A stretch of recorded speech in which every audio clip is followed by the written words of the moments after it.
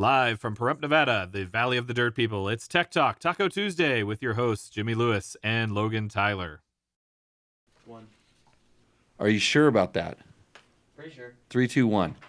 That's how we get started on Tech Talk Taco Tuesday. That was a really good catch that I just did. I almost spilled my Miller High Life. That's a reward if I actually do a pretty good show. Interesting tonight. Interesting. Live from Pahrump. I've got Logan's replacement again. This is Cooper, Cletus, and your last name is? Luke. Luke. Yep. Which is a first name also. Yep. So Cooper's sitting in for Logan because Logan is actually sitting right over there, sitting in for Matt, who is training his replacement. And this is I'm not really sure all this stuff is going on, but you push the 2 buttons. Yes. Show's working. Yes. This is better than Matt does already. We haven't had a technical issue. Yeah, we have. So we have had a technical issue. Yeah. Since I've been talking? No. So that's good. And Matt is sitting over there telling Logan what to do. And Cletus next to me is going to do some important stuff. Reading. He understands the hard part of the job. This is your second time. Yep. It's pretty good. So we got to go riding last week. Probably the last day it's going to be cool out here. Let's not talk about that ride. Why not? Something happened. Oh, well, you hit your head and you made yourself smarter, evidently. Yeah, I did. Did we talk about that in the last show, Logan? I don't know. You don't remember? Oh, maybe we did. Yeah. Yes. So, are you sure you want to do 1,000 kilobits? Yes. Okay. We just tried lowering it, and it was not looking good. Okay. Yeah. I think the internets around here have been a little sketchy. Not really sure why, but I was on somebody else's podcast. I was on the Tour of Idaho, Martin Hackworth's. He calls it PBR Monday. I was on that yesterday, and he said my internets were sketchy, and I thought it was his internets are sketchy because he's in Pocatello, and they can't be better than Pahrump. I mean, come on. It's a P town. So, okay, everybody, welcome up. Team hats tonight. Yeah, Cooper went over to the hat stash. Do we have any black ones left anymore? No. We are running out of dirt bike merch because we never had much. So that's good. We're going to talk about motorcycle and motorcycle-related products. You know about this? Yes, I do. Okay, and to make sure you talk into your mic because Yep. like a large part of this is an audio format. And we're gonna get back to doing a segment that we started doing a long time ago. We're gonna talk about a product. We're gonna talk about what we've tested or what we're testing. So that's good. I guess that's kind of important. I might have to bring Logan on for that because Logan's been wearing these for a little bit, so we can do that. We have our world famous Rooster Endo segment. That's where you send us a picture of your bike. You tell us about the modifications, and then we proceed to judge. We judge you, we judge your bike, we judge everything, which is kind of rude, right? Maybe. Normal. Are you gaming, Matt? No. You're not gaming. Not gaming. Because I noticed before the show, I mean, there's always this like last minute, and you're responsible for this. Yeah, that was my fault. Yeah, you brought up some gaming, and Matt's like, "Oh, yeah," and then they're talking about like how they're gonna hook their Xboxes together, and they're gonna stream and their gold level diamonds and things. You got all that? No, that's everything I got. That's all I heard was gaming, gold diamonds, and what's that thing that you do? It's where. Do you read the sponsors? Oh yeah, I'm supposed to read the sponsors of the show. Tech Talk Taco Tuesday is proudly brought to you by Logan. Did you practice this, or should I just do it? I think I got most of it. Most of it. Yeah, you've got to talk into that mic too. Yeah. Got it. No, it's brought to you by Yamaha, Moto, Scott Sports, Climb, DDC, Trail Tech, and Fasst Company with the flex handlebars. And I'm really stoked on my flex handlebars because I've been riding a lot lately, and my wrists feel really good. I rode up in the mountains. Oh, I'm gonna talk. I got a bitch about something too. So remind me when I'm starting to get happy. Bring me back down. Tell me, hey, weren't you going to complain about something? Because I have to complain about something about people who rape and pillage trails. Yes, I'm going to talk about that later. But I've been riding a lot, and my Fasst Company flex handlebars are the best thing I've ever done to my wrists. Put really good handlebars on your bike that do some of the work of the chassis and the forks. And I have been running them basically since they've been invented. And now they're better than ever. I got them tuned, with the different elastomers. I can tune the kind of damping I want in and out. And a lot of times I hear people complaining about their forks on their motorcycle. Somebody who complains a lot about forks. Yep. Who's that? Logan. Logan does? What? His dad does. I know that. Yeah. Logan doesn't complain much around me. He keeps it kind of, well, he doesn't ever say much. He's always mellow. Yeah, but you put the flex handlebars on it, and you can quit complaining about your forks, like, unless they're really bad. Because usually what everybody feels is kind of like the stiction or the stiffness. It's not really how the forks are working. It's what the forks are doing to your hands and wrists. So think about that next time you're thinking about handlebar purchase. And I've never, ever bent a set. I'm pretty sure in all the years I've been running, I've never bent a set of them. So they're really strong. My sister hasn't. She's ridden a dirt bike 3 times and bent 2 bars out of it. Flex handlebars. Nope. The 3rd time we put flex bars on them and they didn't bend. Yeah, so that's good. Yamaha. Talk about a Yamaha. You pick. Ooh, are we going with the 4-stroke or the 2-stroke? You can go with either one. All right, we're going to go with the Yamaha YZ 4-stroke motorcycle. For motocross riders driven to dominate, the Yamaha YZ lineup of 4-stroke bikes are built for victory. Visit YamahaMotorsports.com today to explore what's new and improved for 2022. The YZ 450F and YZ 250F bring the performance with powerful 4-stroke engines, reducing unsprung weight and new suspension settings. For the look of a full factory ride, both the YZ 450F and 250F come in an exclusive Monster Energy Yamaha Racing Edition graphics package. And you can take precision turnability to the next level with the Yamaha exclusive and industry's only free power tuner app. Visit YamahaMotorsports.com today to find your Yamaha YZ and enter the victory zone. That power tuner app's awesome. Is it pretty cool? You can turn your YZ 450 into anything you want with that. Can you tune the carburetor with it? Well, if it had a carburetor, yes. Oh, It's fuel injected. It's fuel injected. It is like tuning your carburetor. It's like jetting without getting your fingers dirty. It's really good. Scott Sports. Logan wants to talk about tear-offs. He likes their laminated tear-offs.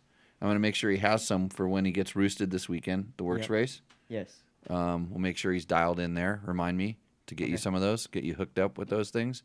Climb introduced some new gear, new colorways in their gear, and Dakar gear has new colorways. Mojave gear has some new colors.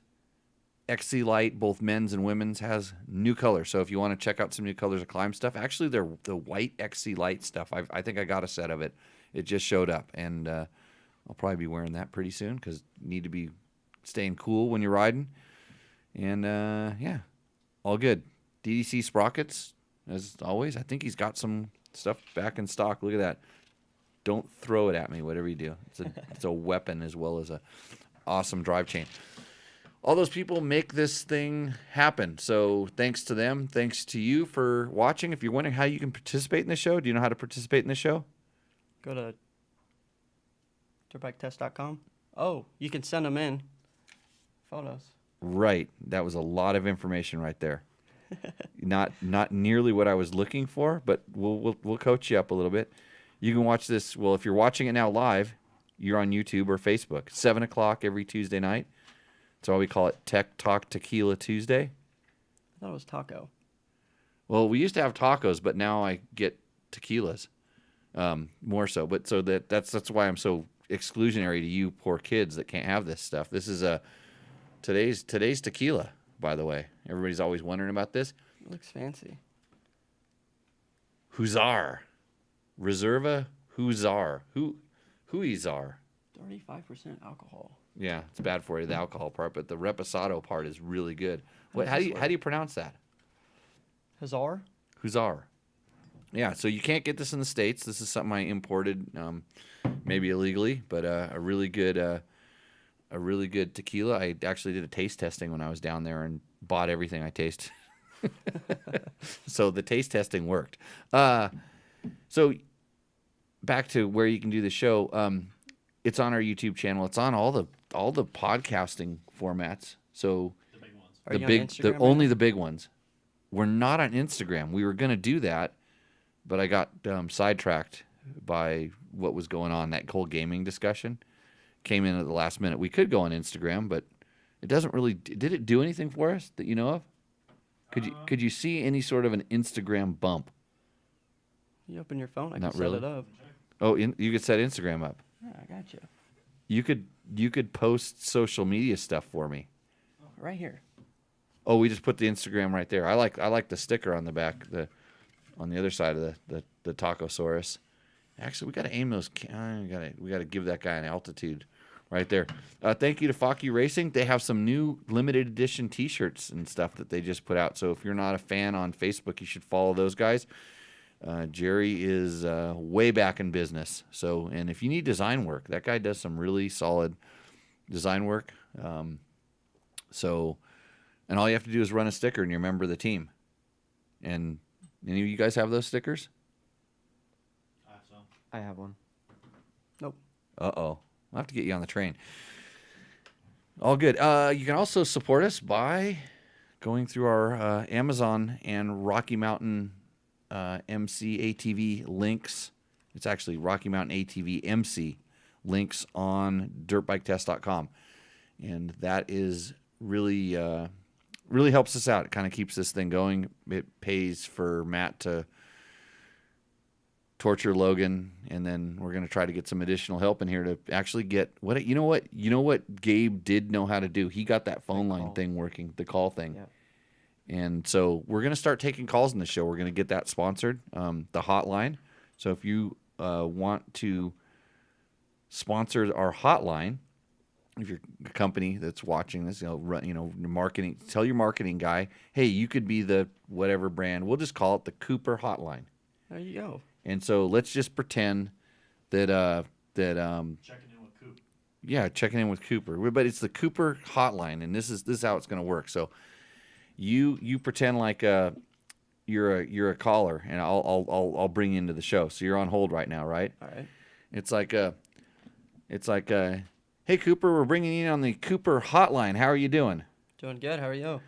It's awesome here on Tech Talk Taco Tuesday. I know you got a question about your motorcycle and stuff, but are you using Cooper products? 100%. Got to run it. Yeah, well, you probably can't help yourself. They're so good, right? So awesome. So that's how we would do it if it was your product. We'll bring it in, and let's just say that you didn't use Cooper products. So it's like, so Cooper, you using Cooper products? You just hang up then? No, I wouldn't hang up on you, but you're gonna say no. No. No, Not using them. you don't even know what they are, do you? Nope. They're spelled exactly like your name. Okay. And they're really good. The Cooper products can take you from the novice level you're at, where you ride through bushes, hit rocks and sand washes, and have your bike come and hit you to your head, This is getting personal. to a smarter person. The Cooper products can help you, and then you're actually a Cooper. Gotcha. Okay. Yeah. So we can work your company's shtick right into our program, and you're going to get something every call.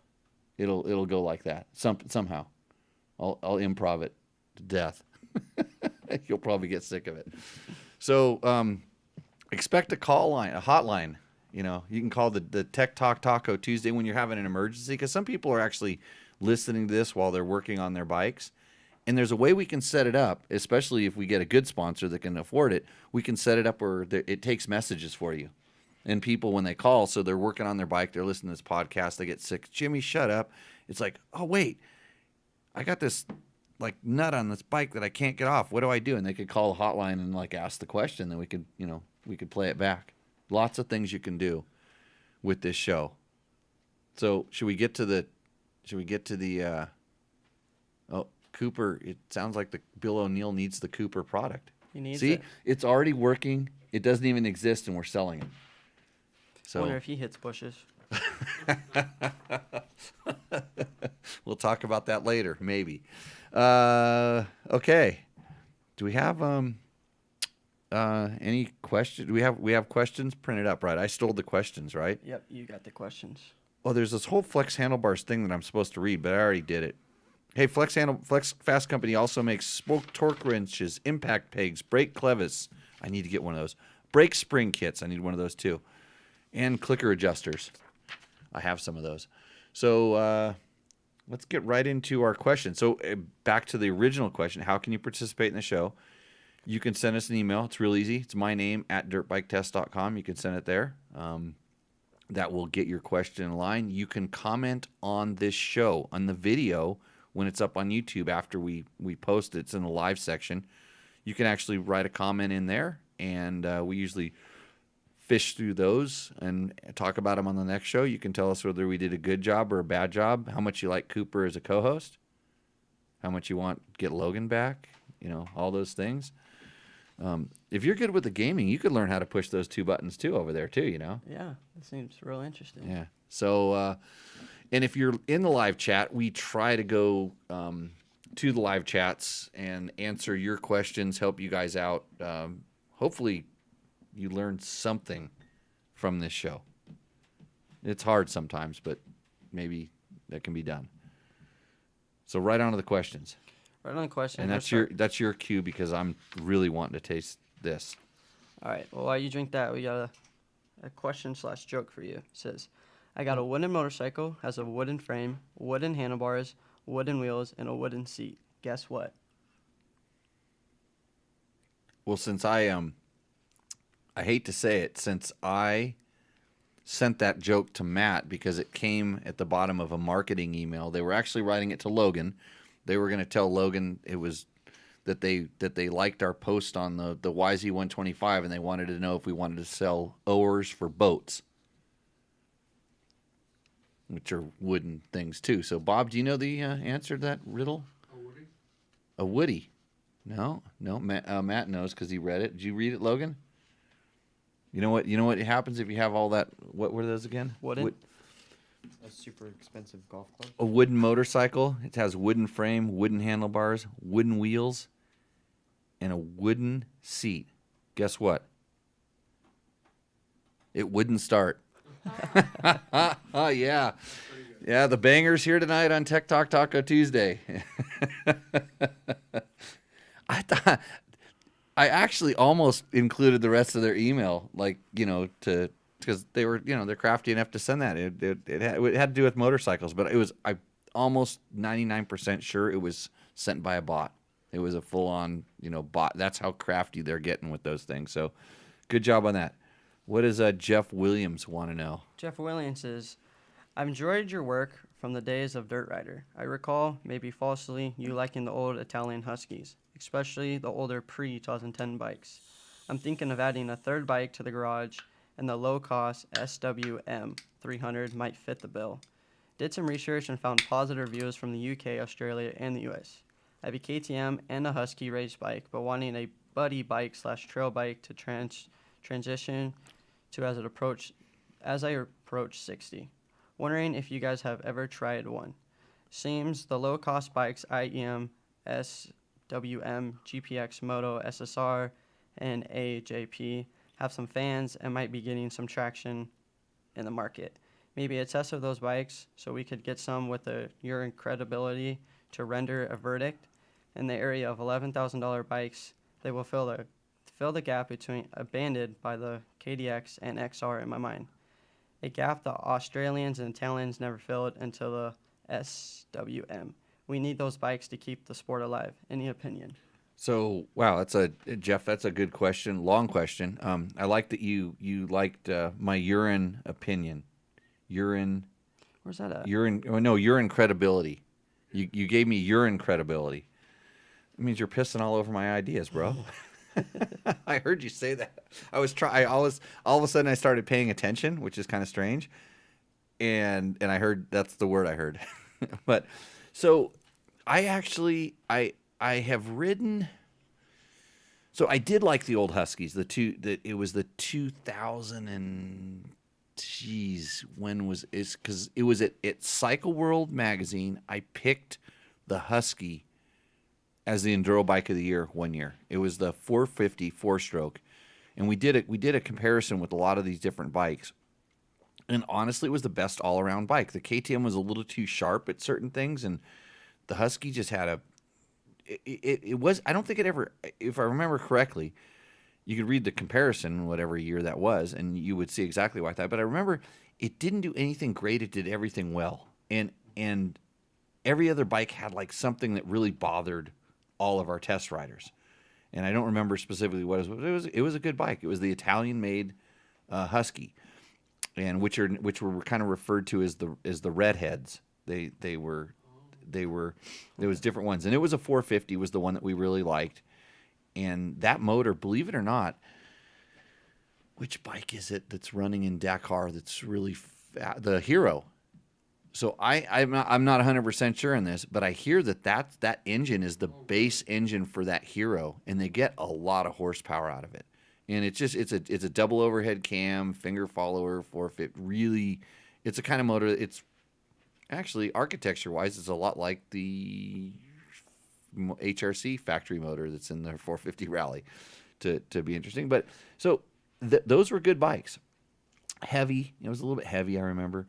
And then at Dirt Rider, when I was at Dirt Rider, we gave everything a fair shake. It didn't matter which color or brand or what country it came from. And just remember that I was not there when they picked the Cannondale's the bike of the year. So, but I did pick the 2010 YZ450, which we're still trying to locate one of those. We did pick the 2010 YZ450 as motocross bike of the year when everybody else said it was crap. And so, we had open mind.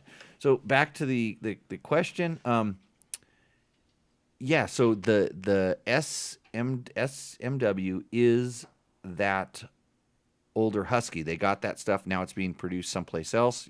Basically BMW bought Husky and started producing. They tried to produce them, continue to produce them in Italy. There was some issues with that, and they basically sold the brand to KTM. I think they gave the brand to KTM. And now we have the situation where we have now. And so I think the Italians sold off all, or maybe KTM, I don't know how they got SMW, got that stuff, but they're producing those bikes. And then there's some other ones. They're essentially, I don't want to call them knockoffs because they're just reproductions of the original thing. They're built in a different, they probably got all the tooling and the machinery, took it offshore, someplace different, Asia likely, and started producing it. And now they're in a different cost bracket. And I should call Pete Vetrano because I think Pete Vetrano is importing the SMWs and see what's really up with that. I've ridden the AJP. I've ridden the AJP, the one that looks like a big rally bike, and it's a very heavy motorcycle. Has a okay motor in it, but and I've ridden some smaller AJPs that were interesting because I think they're Portugal. They're made in Portugal, I believe, or at least some of them, parts of them are. And they have their own unique frames, and it's almost like they took a BBR, and they didn't really knock off a BBR. They designed their own frame, but they put an aluminum, I think it's aluminum frame, around like air-cooled motors. So they put good suspension and good chassis, or at least long travel suspension and a decent type of a chassis around a kind of an indestructible type motor. And then they have some ones that were water-cooled and went along. But there's a need for this kind of a bike, but there is also the issues with dealer networks, and now with being able to ship stuff so easily, it's not that hard to get parts if you have one, but you need to be able to get the bike, and then if you want to get it worked on by someone that knows how to work on it, because you roll in with an SMW or an AJP into your motorcycle guy, and he's like, "What's this?" So, especially the mechanics today who just graduated MMI and they saw some Hondas and some Yamahas, maybe a KTM, and it's just like, I work with tools and I work on these, and like, then it can be difficult. The mechanics don't problem solve too much anymore. They usually look at, go to Google, figure stuff out. So, yeah, my opinion is we need stuff like that. I think that we're going to see a little bit more of brands like this pop up with the electric bikes as well. You're going to see brands you haven't heard of, and yeah, it's going to be interesting, but I think they're good. So, what's our next? Bill Hall says, "What bag system do you use on your tour of Idaho?" So in the tour of Idaho, I used. It's always really hard for me to remember because I know exactly which ones they were, but when I went and did the tour of Idaho, I had no idea that we were going to have 154,000 views on a video that we did that shows all this stuff. And when I talked to the company of the bags that I used, and I said, hey, I want to put a video together, kind of like how I built the bike and all this stuff, and we were trying to get a little sponsorship for that, there was no interest, full crickets. And there was this, and there was a couple other companies that kind of pulled the same sort of thing. And I'm like, okay, then I wasn't gonna make the video. And the answer that came back was this, and this came from a couple of things. If you would have told us before you did the ride and used our products successfully and did a video that's going to promote our products, maybe we could have put some budget out for it. Yeah. I'm like, oh, okay, I get it. I understand. I mean, like, I knew the stuff would work. And then I had another idea a couple of years later. I had another idea where I wanted to get a filmer and have some budget to actually go and do something right, not just go and, kind of off the hook, do something. So I went and reached out to some of the same companies that told me exactly what I just said. If you tell me before what you're going to do, then maybe we can put some budget for it. So I said, hey, I'm planning on doing this. What do you know the answer I got back from the same companies? You'll never guess. Why don't you go ahead and do it and see how it turns out, and then maybe we can get you some budget for that. Same company, the same person, and it's like, I would rather have somebody tell me no.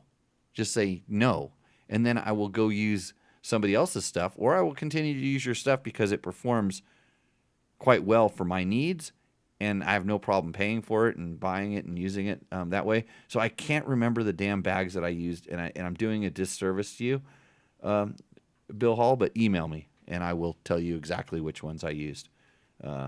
So, because I will do that, but I'm not going to promote a company that doesn't support the stuff that I'm doing. Because I could have just told them, not only in that video, not only to this audience, not only to other stuff, for a very small investment for the value of that. I mean, you will actually turn products because the reason he's asking is he wants to know what I use. Yep.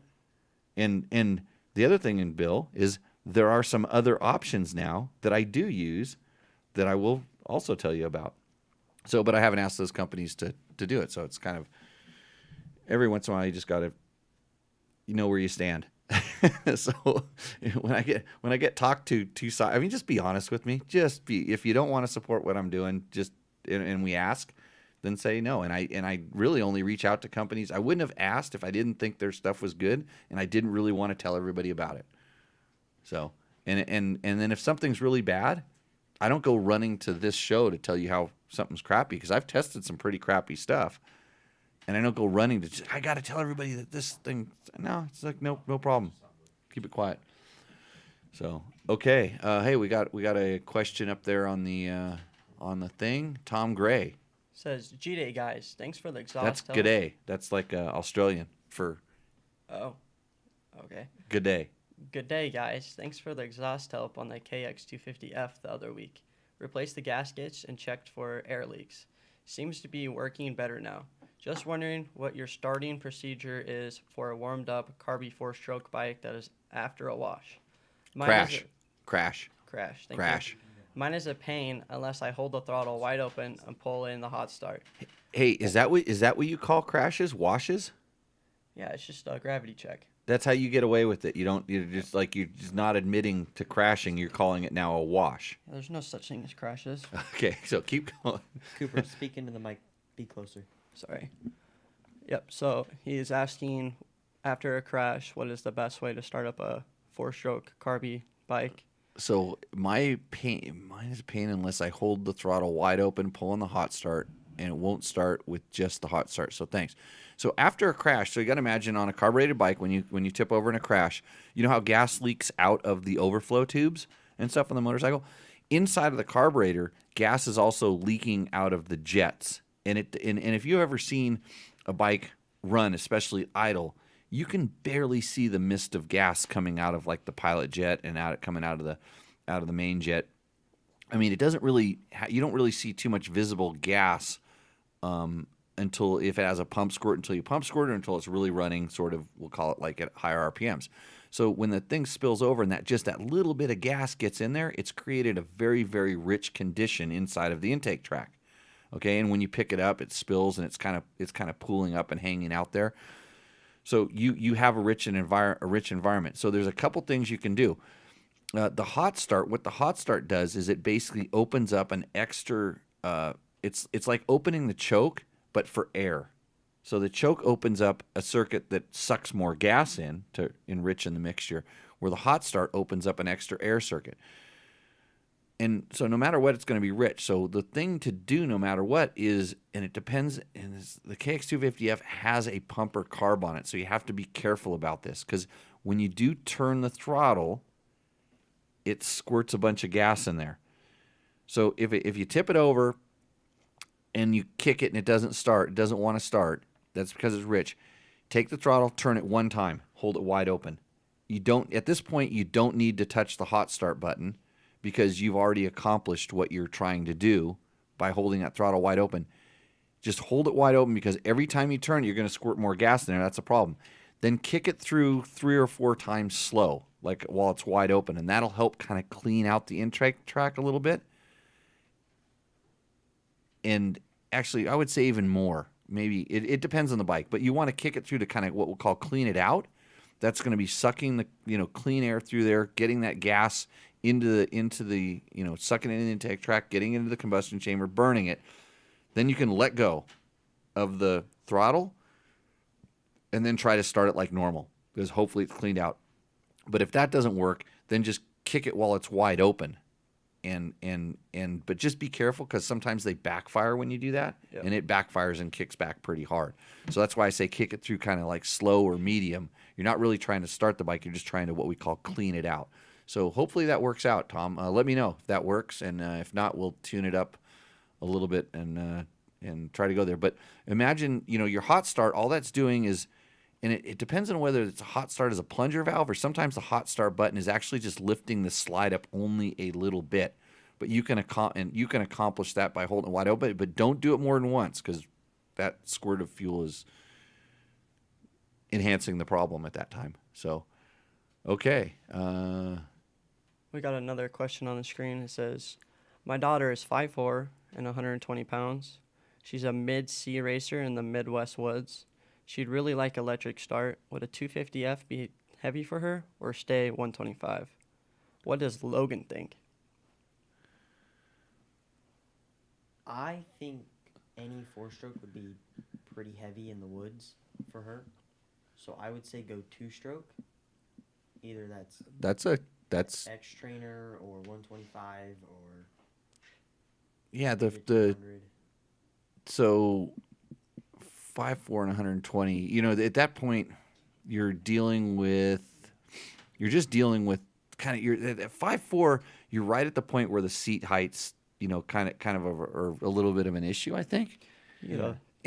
But you don't ride with your feet on the ground, so don't worry about it. But like for sure, talking about that weight, hey, the new KTM bikes are all electric start, so it depends on how much money you have sitting around in the bank accounts. What was it? What was that? KTM 125XC. KTM 125XC. That has e-start. Yeah, E-Start. The same thing with the 150s. Some of those all have E-Starts, but I'm trying to think, because really, if you're racing, the X Trainer is a little bit. It's the suspension isn't that good for racing, No. and at 5.4, you're just on the side where you're a little bit too big for like a big wheel, a big wheel 80. But YZ125, you could always just kickstart that thing. They kickstart like with nothing. Experience pure performance and exhilarating power with a full line of Yamaha YZ two-stroke bikes, including the YZ125. Visit YamahaMotorsports.com today to explore what's new for 2022. Actually, you'd be looking at the YZ125X for that particular application, and that bike is the same as the 2021, but still a good bike. I really like that. The YZ250 also delivers improved rider ergonomics, new front and rear brakes. I don't know where I got fender from. I'm trying to read sideways out of the corner of my Updated eyes. suspension settings and aggressive styling. For a truly race-inspired look, check out the YZ250, YZ125 Monster Energy, Yamaha Racing Editions. And for the next generation of riders, the YZ65, the YZ85, and the YZ85LW deliver big bike specs in a smaller package. Visit YamahaMotorsports.com and find your Yamaha YZ and enter the victory zone today. Yeah, and MN Family Off-Road Adventures. Logan thinks he wants to get your daughter's phone number.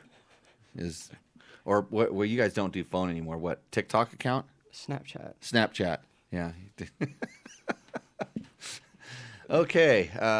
Next question on the line there. Bill Hall's got a couple more. Okay. He says, secondly, did you ever have your bike respun for that ride of the Tour of Idaho? Resprung. All of my bikes typically are like one spring rate up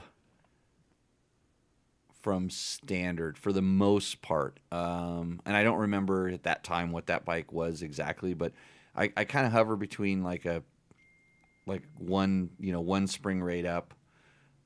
Sometimes only in the rear, when I have a lot of stuff on the back, but I have a lot of different bikes and they're all set up a little bit different, but yeah, so it was resprung. All right. Got another question. Were these all sent in separately? No, he's just like all in one question. Yeah. Third, did you have a left-hand rear brake setup for that Tour? Absolutely not. Okay. I can't. I have one on a couple. I have it on a couple bikes, and I can't use it. It's just so weird for me to go quote mountain bike style. Out natural. The only time I actually ever use it is I have one on a Husky that's it's the second lever. It's like the mountain bike style one. It's like the older one. And every once in a while, when I jump off the bike on an uphill or something goes wrong on an uphill where the recluse clutch the bike's not going to stop, in other words, Yeah. I'll reach and grab it. That's really the only time I will use it, other than when I'm noticeably playing with it or practicing to see if I can teach myself to use it, which I haven't been very good at. In that moment, you remember to grab it? Oh, yeah. That's Actually, good. we were doing a hill climb the other day when we were riding this weekend. There was a really a trail that got torn up. So I'm going to talk about this trail that got torn up, and I kind of had to spin a little bit, and I just was spinning too much, and I just went to stop, but it was really steep, and then I was like, and I had to come back on the throttle to keep the bike running, and it was a 200, and it stalled. It came. I got it for a second, and then I backed off again, and then it stalled, and it was like freewheel, and I had to throw the bike down into the side of the hill to make the bars stop the bike from, or otherwise I was going off a cliff. So my buddy just sent me 6 pictures. Oh, he sent me pictures of when we were riding up in the mountains. I'm like, oh sucker, you're out riding right now. You're so lucky. But it was when we were riding last week. All right. You hoteled it even the night of the Tour? Let's see. No, I rooftop tented it the night before I started. The first night. The second night we stayed in a hotel. Third night I slept in the rain. which was stupid because I tried to do a day and a half. I tried to make 3 days into 2 days. So that night I slept in the rain. Then I stayed in a lodge. Yeah, so I stayed in a lodge. Then I stayed in a hotel. And so I only slept out one night on in my tent and hammock. There could have been 2 nights that I could have done it if I wanted to, but I was like, what the heck, hotel. It's nice. His last question was, how did you secure the bike at night? It was right next to me. Oh, when I was at the night in hotels? Yeah, I'm gonna guess so. Oh, it was Idaho. I just left it outside. Yeah, it's Good people in Idaho. Yeah, it's generally good people at the lodges and stuff.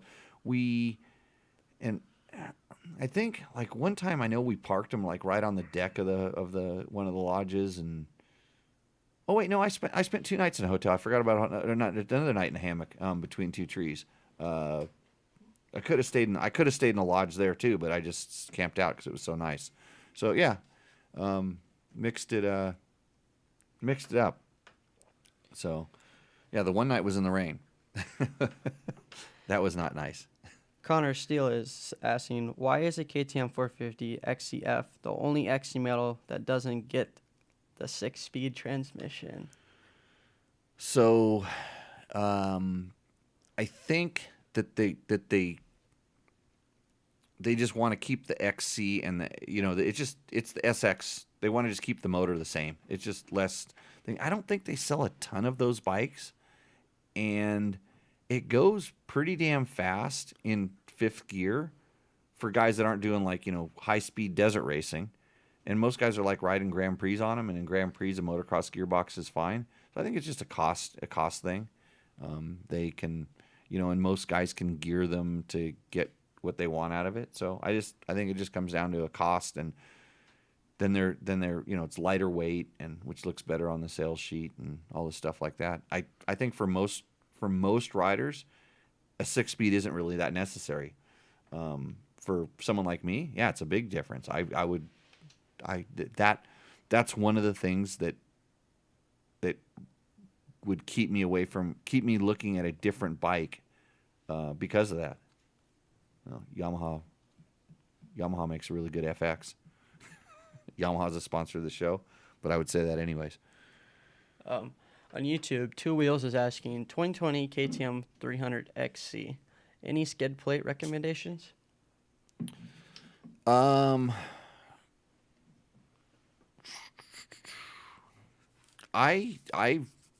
a lot of them out there. I have had really good luck with TM Design Works skid plates. I know when we're doing our Rooster Endo, a lot of these guys are using the Molecule skid plates. Go to tacomoto.co to see all the skid plates that you should be using for your 2020 KTM 300 XC.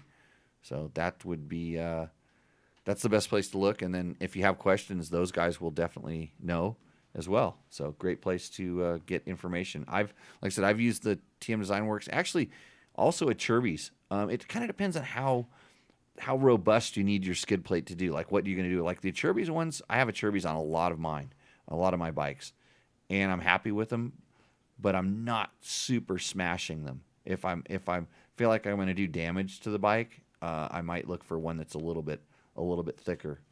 So, yeah. Jessica Daniel on the 250 XC shootout video, 64 Power Max. The TTR 125 or CRF 125 is the best bike for a girl. Just a statement. Logan, why didn't you tell NM Family Off-Road Adventures that? Which bike? It says the TTR 125 or the CRF 125. Small. Well, I'll tell you what. When I'm on a TTR 125, I can crush you on that CRF 125, right? Yeah. So that's the important thing there.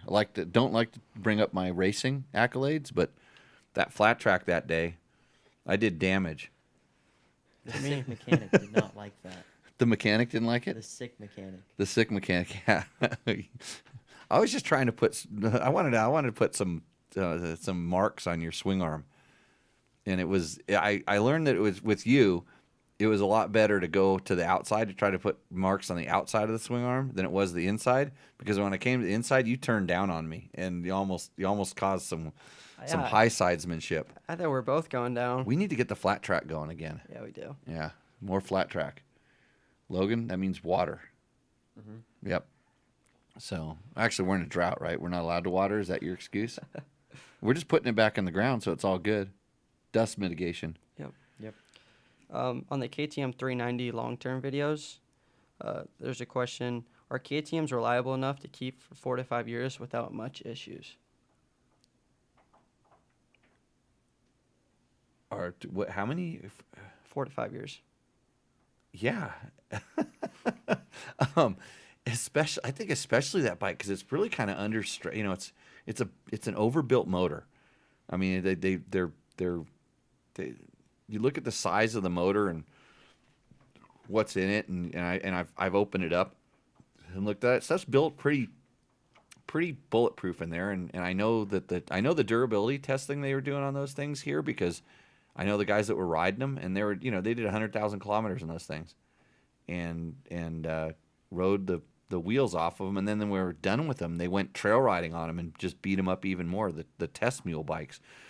So I don't see any problem with that, and I have in 5 years. What year's my 950 adventure? 2001 or 2. It's the very first one that came over here. So I have that, and my 1090 and my 1190. I have two 1190s. Those things are well over 5 years old. They're all running strong. They're good. I don't have any problem recommending KTMs on durability and longevity. I think they do pretty good. So NM Family Off-Road Adventure says, we have a TTR 125 and my daughter disagrees that it's the best bike. It's too slow. What? She's not holding it wide open like I do. Yep. I make that thing sing. Actually, mine's got a little kit on it. It's got some BBR stuff. The Brown brothers know how to make a little cylinder just a little bit bigger, and it's full cheater. So, yeah, if that's what she's riding, a TTR 125, that would be like the for like a novice rider just putting around. But if you're over that bike and it's too slow, which is what happens, yeah, it's definitely time for I would say 125 two-stroke.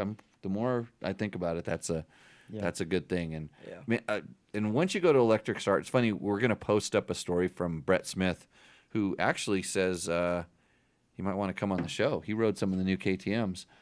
Oh, yeah. I could dial him in on the old two-way here, because the other co-host or the other guest that we had, he said he had a family convergence of chaos, so he couldn't come on. But maybe I'll give BJ a little ring here in a few minutes, and we can talk about, because he's ridden the new KTM 125, and I think he liked it a lot. So that might be a good bike. And one of the things he does, I don't want to say he complained about, but he said he missed the Kickstarter, and I'm going to argue with him. I'm going to argue with him on this point if we get him on. So, I want to hear this then. Why? That I can't tell a guy that he doesn't need a Kickstarter, or how I'm gonna because Yamaha's our sponsor and a YZ 125 at Kickstart, that I'm gonna complain about it. Because he actually had some lines in there, and I took him out of the story. He's compared the Yamaha and the KTM, and I took him out of the story because if you want to see what he thinks, I want you to go to his website, because he does We Went Fast, which they make cool T-shirts and hats and coffee mugs and all the kinds of stuff for Father's Day. So if you need to get something for your dad, and it's hard to shop for, We Went Fast will have it. Even that book. Remember that book that you used to read all the time here, or you look at the pictures, Logan? I read the pictures. Read the pictures. Yeah. He So. has podcasts too. Yeah, he has. He reads. cool. He basically reads some of the long form stories that he writes. So I will. I'll see if I can ring him in here. I gotta play with some wires. Are we all done with all of the? We got one more question on Okay. the sheet. It's from the Yamaha T7 test. He said, "Great video. I would like to know how tall you two are, because I'm 5'9", and I'm not sure if I can ride well He doesn't know if he can ride well. because he's small." 5'9".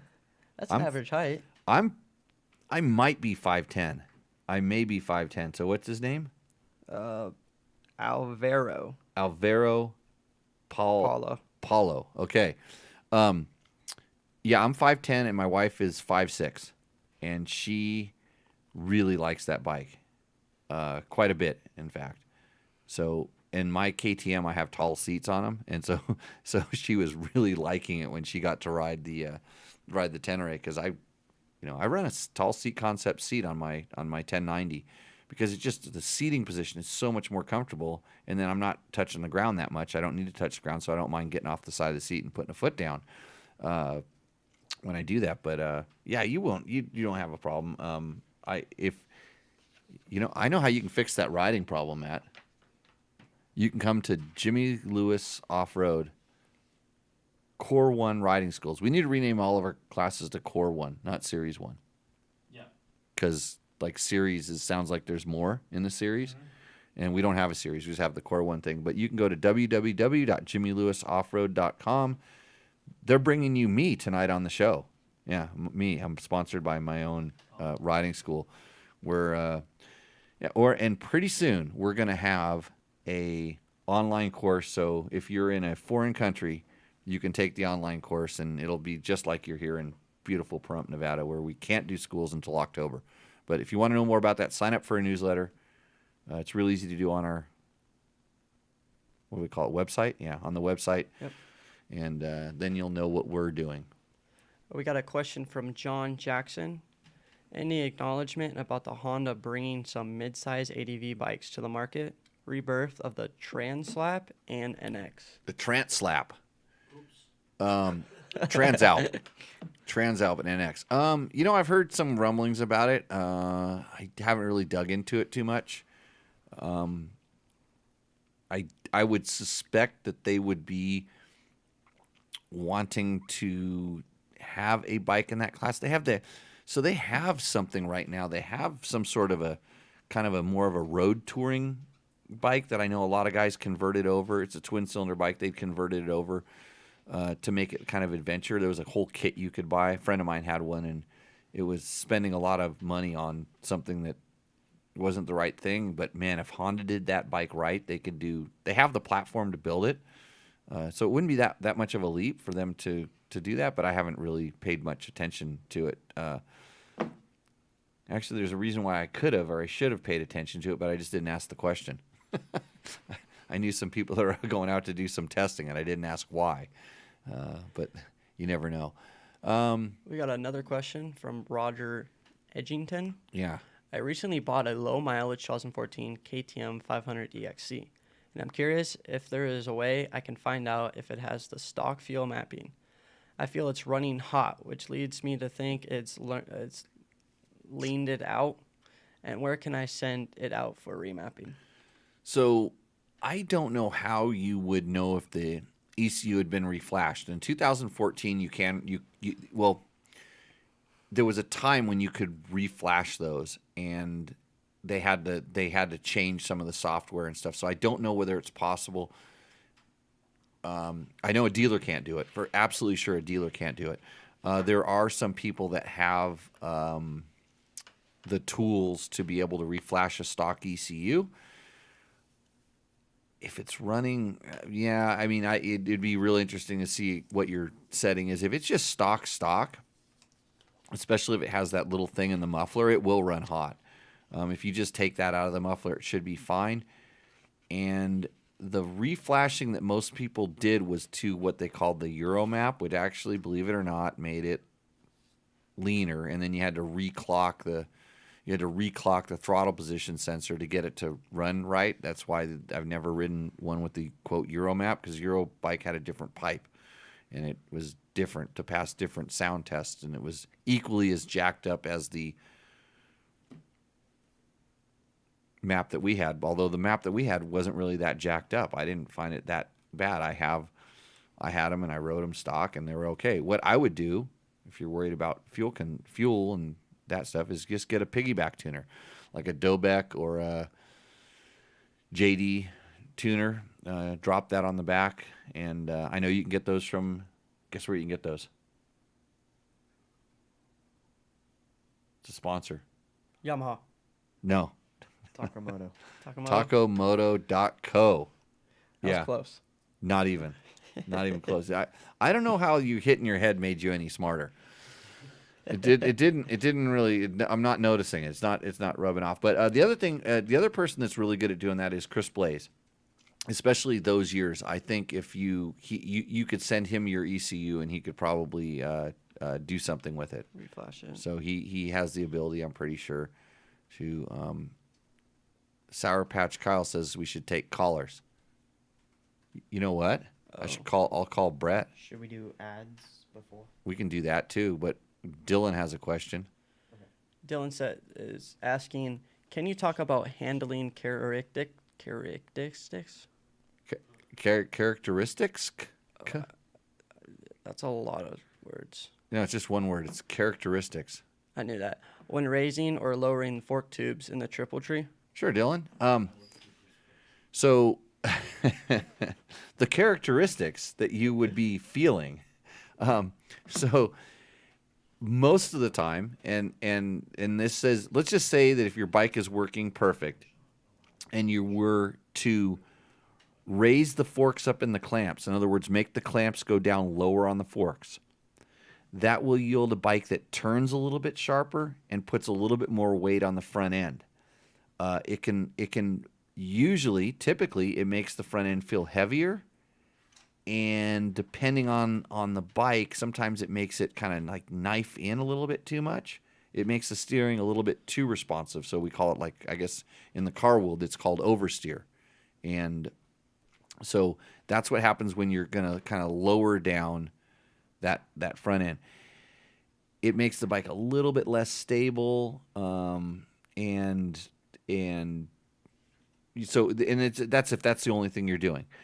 If you take the forks and slide them down in the clamps, and so you're raising the clamp up in the fork, you're raising the front end of the bike, that typically will make the bike feel a little bit more stable. It will make the steering less sensitive. It takes some weight off the front wheel. Those are the kind of characteristics that you're going to get from moving the fork, and it's a very powerful tool, because it slightly changes the trail of the motorcycle just based on the angle on the axle, and it can complement kind of what you're doing with the ride height in the rear, with essentially the sag. So that's the typical characteristics. I would say most riders can feel like a 3 to 5 millimeter. I mean, if you drop them 5 millimeters or raise them 5 millimeters, a rider will feel that. Yeah. And if you really want to, I always say go try it. Actually, do a change of 5 millimeters and really see if you notice it, and you probably will. Then you'll know, hey, I liked that more, or that was a bad direction, and then you can go 2 millimeters or no millimeters or whatever it is. So that's what happens.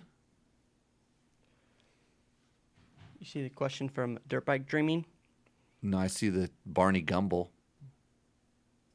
Jimmy and others. Come to Vancouver Island. We'll rip up some gnarly hard enduro. Yeah. That sounds like fun. I've ridden mountain bikes and electric mountain bikes up there. There's some stuff. Dirt Bike Dreaming is asking Jimmy, do you use any type of tank grip tape to assist you in holding your bike with your knees? No, because I don't hold my bike with my knees. I think you should go to the Jimmy Lewis Off-Road Riding School. Really? And yep. So Dirt Bike Dreaming, you should. Well, I can see having grip tape in certain areas on the bike for holding onto the bike in certain ways and different things. And so what you probably should do is try to figure out how you're trying to hang on, why you're trying to hang on. And what we see a lot is people feel like they need to grip the motorcycle with the knees, which basically means that they're A, out of balance, and B, they're not anticipating what they're doing with the throttle and or the brakes. And if you look at your body position when you are accelerating properly and when you are getting on the brakes, you probably shouldn't have your knees anywhere near the gas tank.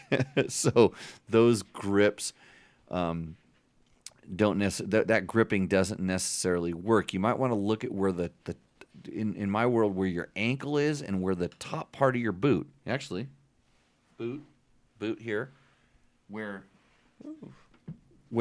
this part of the boot is, and what's gripping here. And so a lot of times I found that you see that I hang on with my ankles. Notice that? Yeah. My pants are always looking brand new. But maybe looking at grip taping the thing you're hanging on with might see what it is. So and then look, if you start looking at like racers, guys that are really good, look where they're putting their grip tape. It's on the frame rails, and it's on the bottom of the seat, the bottom edge of the seat. There's usually some grip stuff there. Yeah, I think it's time for like a commercial break. Do you know how to do this, Logan? The last time I did it too fast. Or Did we it? were like still talking. Well, I never shut up. What? I never shut up. No, I went, oh, I wonder if this will work, and just tapped it. And Yeah. So you've been prepped on this? Briefed? Matt shaking your head yes or no? Good.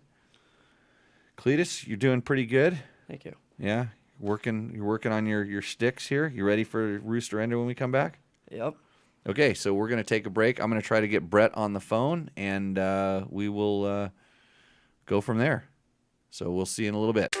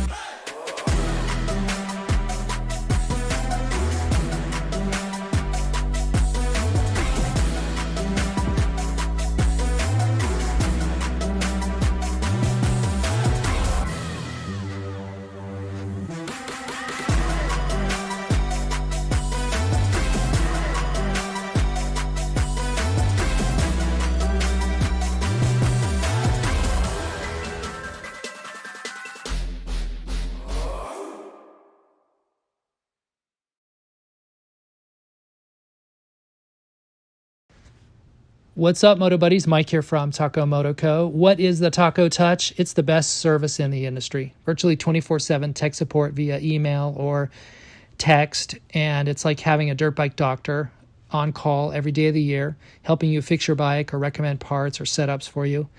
If you've ever received an order from us, you'll know that the Taco Touch extends to our fulfillment, and our orders come with the coolest stickers that you've ever had, buying parts from anybody before, and a handful of root beer barrel candies.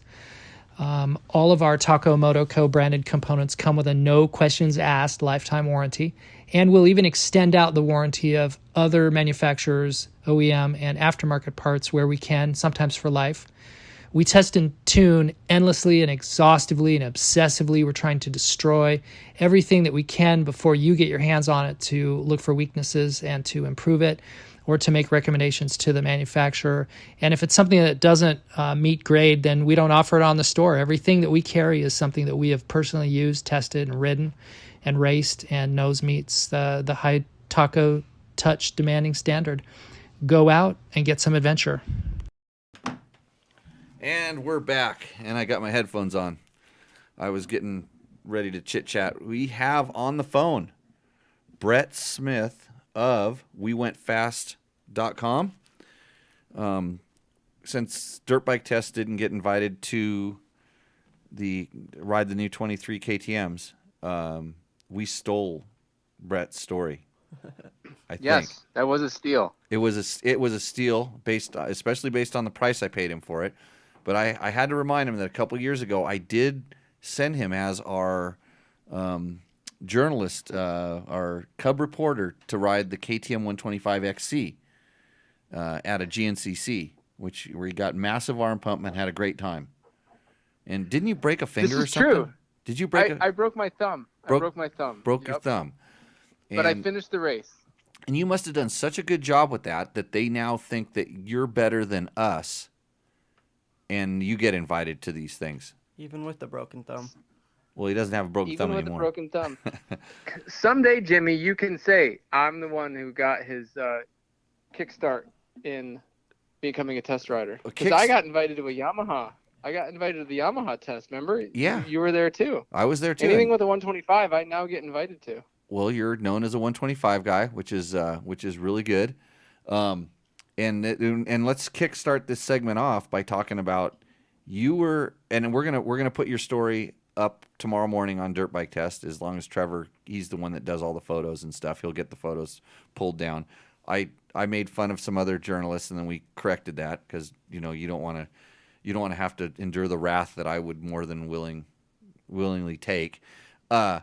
But you were a little disturbed because you rode a KTM 125 without a kickstart lever. Yeah, remember the XC that you sent me to ride? That had a Kickstarter. And an electric start. I remember sitting and an electric starter. So that was my very first time riding a two-stroke bike with an electric start. Maybe I hadn't even ridden any of the modern four-strokes with an electric start, so I didn't have much experience with that. So I still pulled the Kickstarter out and started it that way. Probably through the first day when we went out and did the press photos and all that with Ziegler and Shanmore, I just kept kickstarting it because that's what felt natural to me. But when I got out into the woods and my skills ran out and I'm stalling at the Ironman, I just pushed the button. That became easier. Yeah, you learned. See, I do not want to ever kickstart another motorcycle in my life. This is.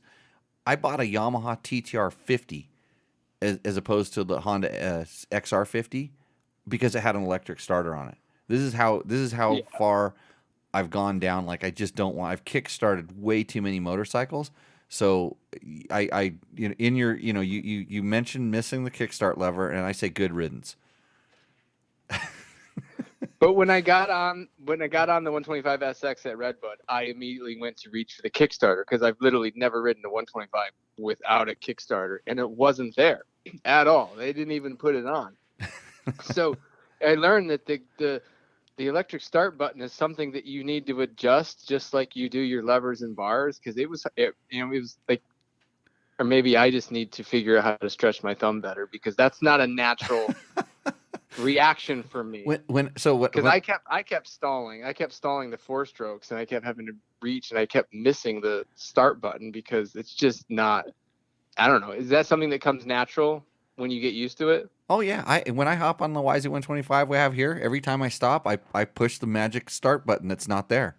I literally, my thumb goes, it just like, and then I go, oh god, I have to reach down and kick this thing, and it starts like in a half a kick.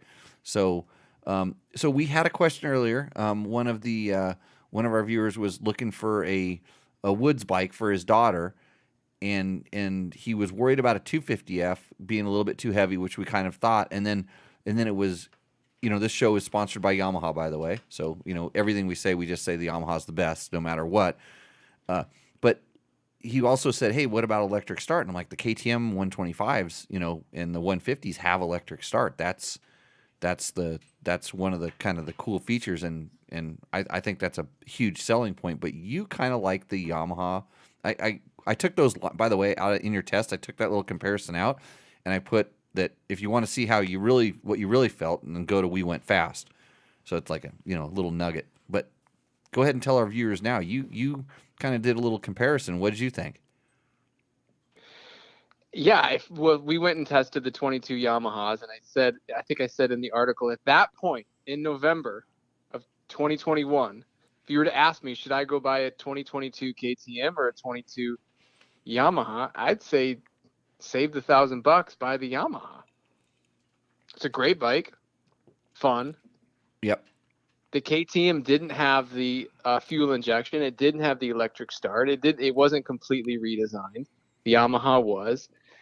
Now we're in a position where the KTM has fuel injection, electric start. It's been completely redesigned. It's, I think, $1,100 more than the KTM. So you got to ask yourself, how badly do I need a new iPhone?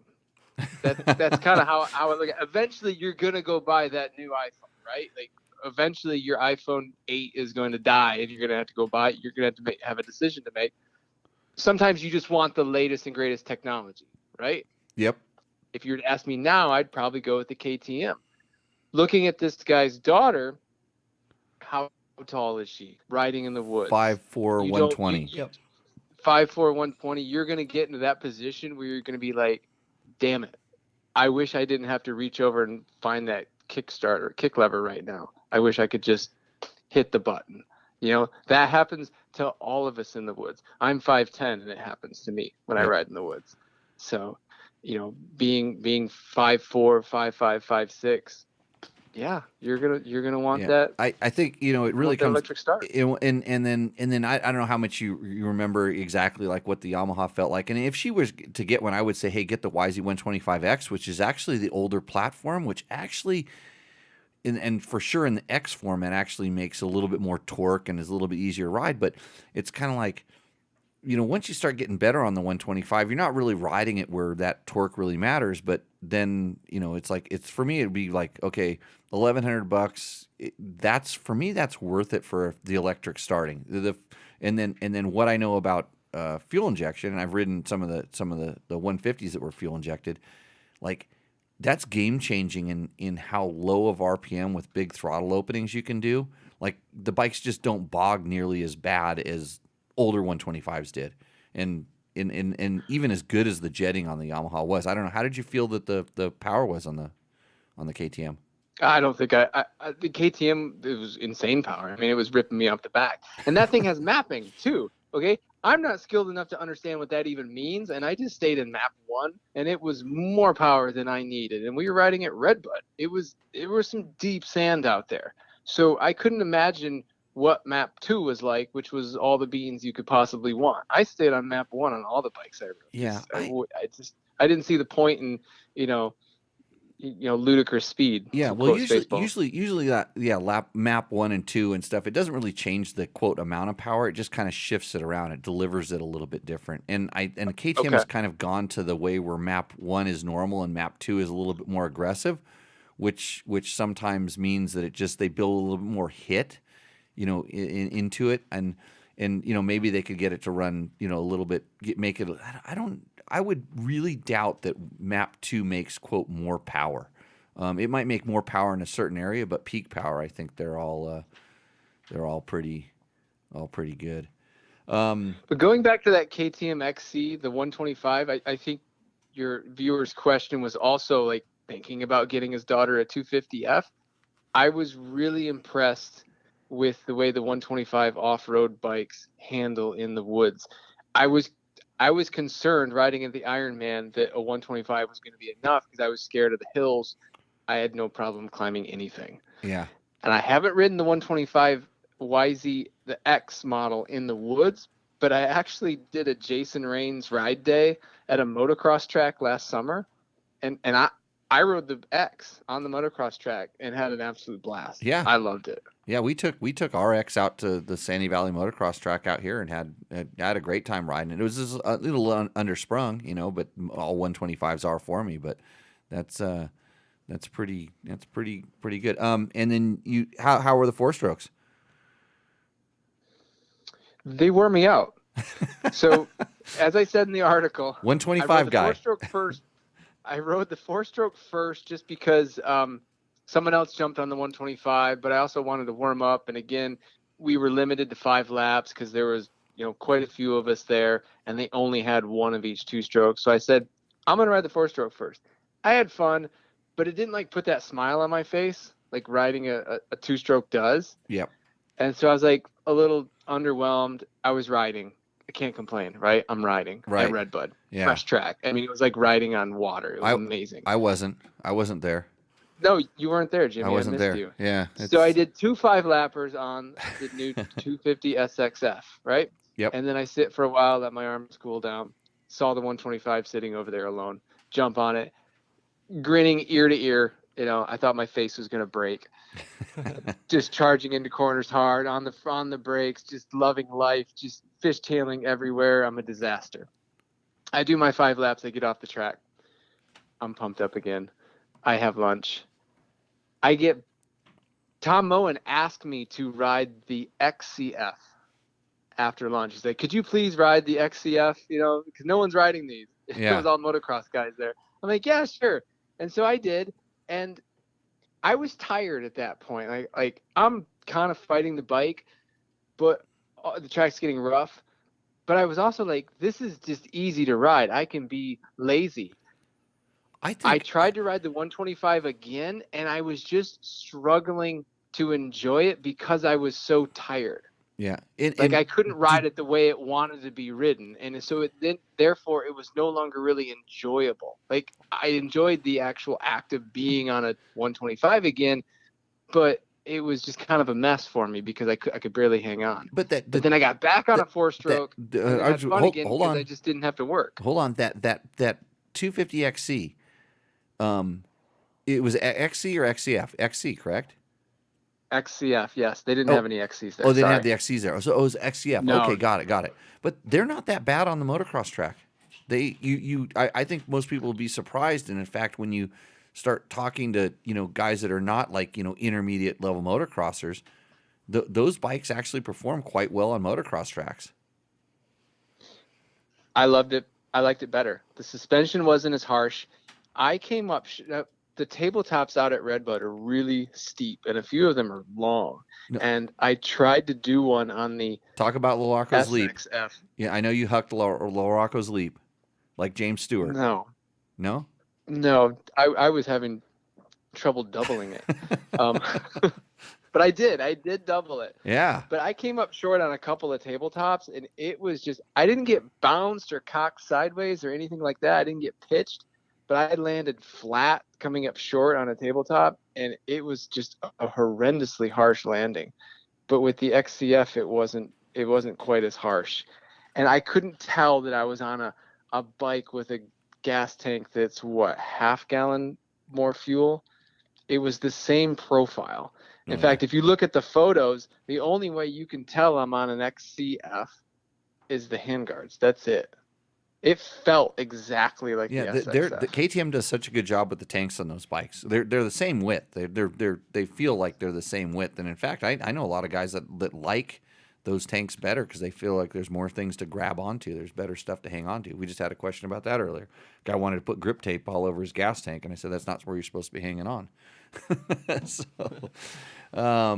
Anyways, well, hey, thanks for letting us use that story. We'll get that thing up. It gives kind of people basically just what you said right there. Your forte is to tell a really good story that you've done a lot of research on, not to go out and rip laps around motocross tracks and off-road race courses and stuff.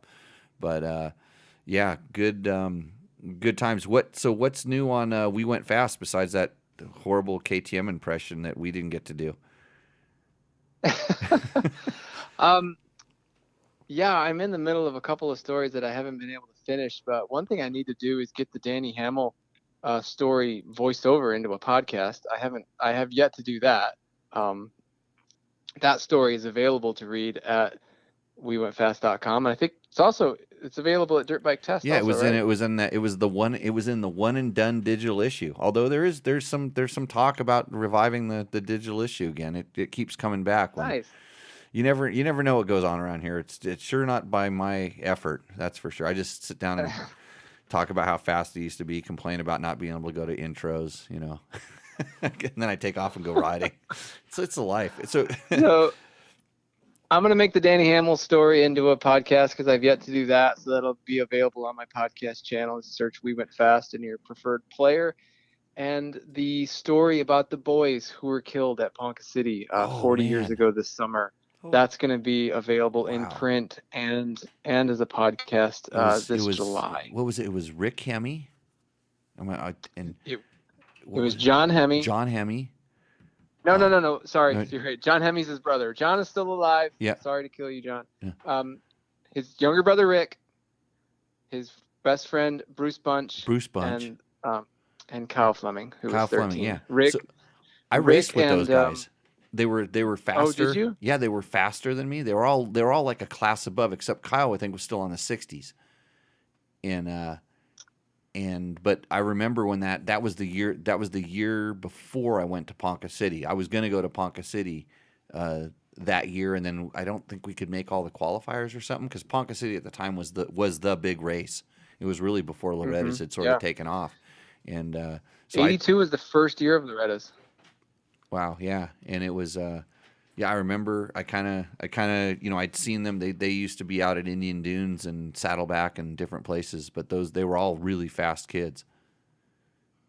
Yeah, that'll be an interesting story to read. How old were you in 82? 13, 14, somewhere around there. All right, so you'd have been Kyle's age, yeah, because Rick and Bruce were both 16. Yeah, so they were 80 experts, correct?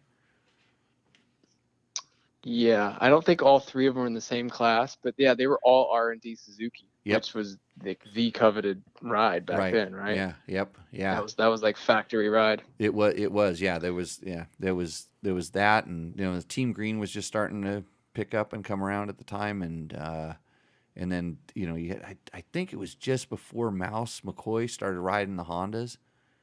Yeah, I that was, like I said, that was my that was my childhood back in those days. So yeah, awesome story. So it's crazy, yeah. Cool to I'm like I said, and hey, if our viewers, if you're a James Stewart fan, you've got to read and you voiced it, right? The James Stewart story.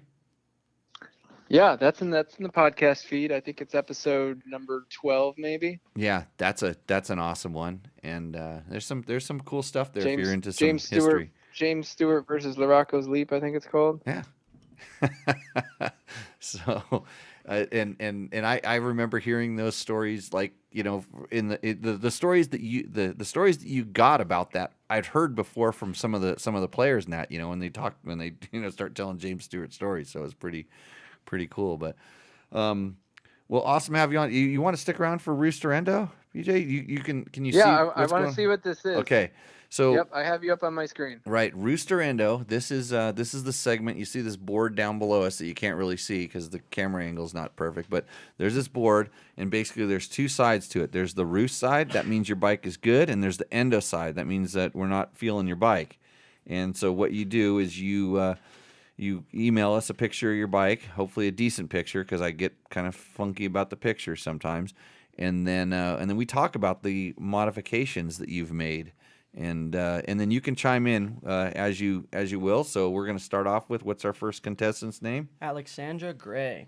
Alexandra Gray. And Logan, you just did awesome. That bike was upside down. And the wrong one. So awesome. It is the wrong. No, so it was the right one. Yeah, I think it was the right one. Yeah, it was the right one. It was just upside down. Uh-oh, here we go. Technical difficulties. Put it up there upside down. That's awesome. Just put it up there. No, we're gonna fix it. We're going to fix it first? Start telling us what's I'm on this holding my bike. computer upside down right now. Yeah, they're going to try to fix it for you. That's not the one. Go ahead. That's not the one? No, that is Mike's. Yeah, Mike's bike. Mike Pearson's bike. What? Nope. No, Sorry. it's the right one. Start Oh. reading the modifications Okay. off. Alexandra Gray. It's an EXC 200, 2015. It's got Carcapax. Carcapax? What's that? It's Carapax. Carapax. It's kind of like where's that place? Washugal? Where's the Oh, good lord. Washuga? Washuga? Washuga? Washuga? We have a mispronunciations problem on this show. It's got a pipe slash. Why is bash the plate. swing arm orange? Well, they make these protectors. He'll probably get to that. Yeah.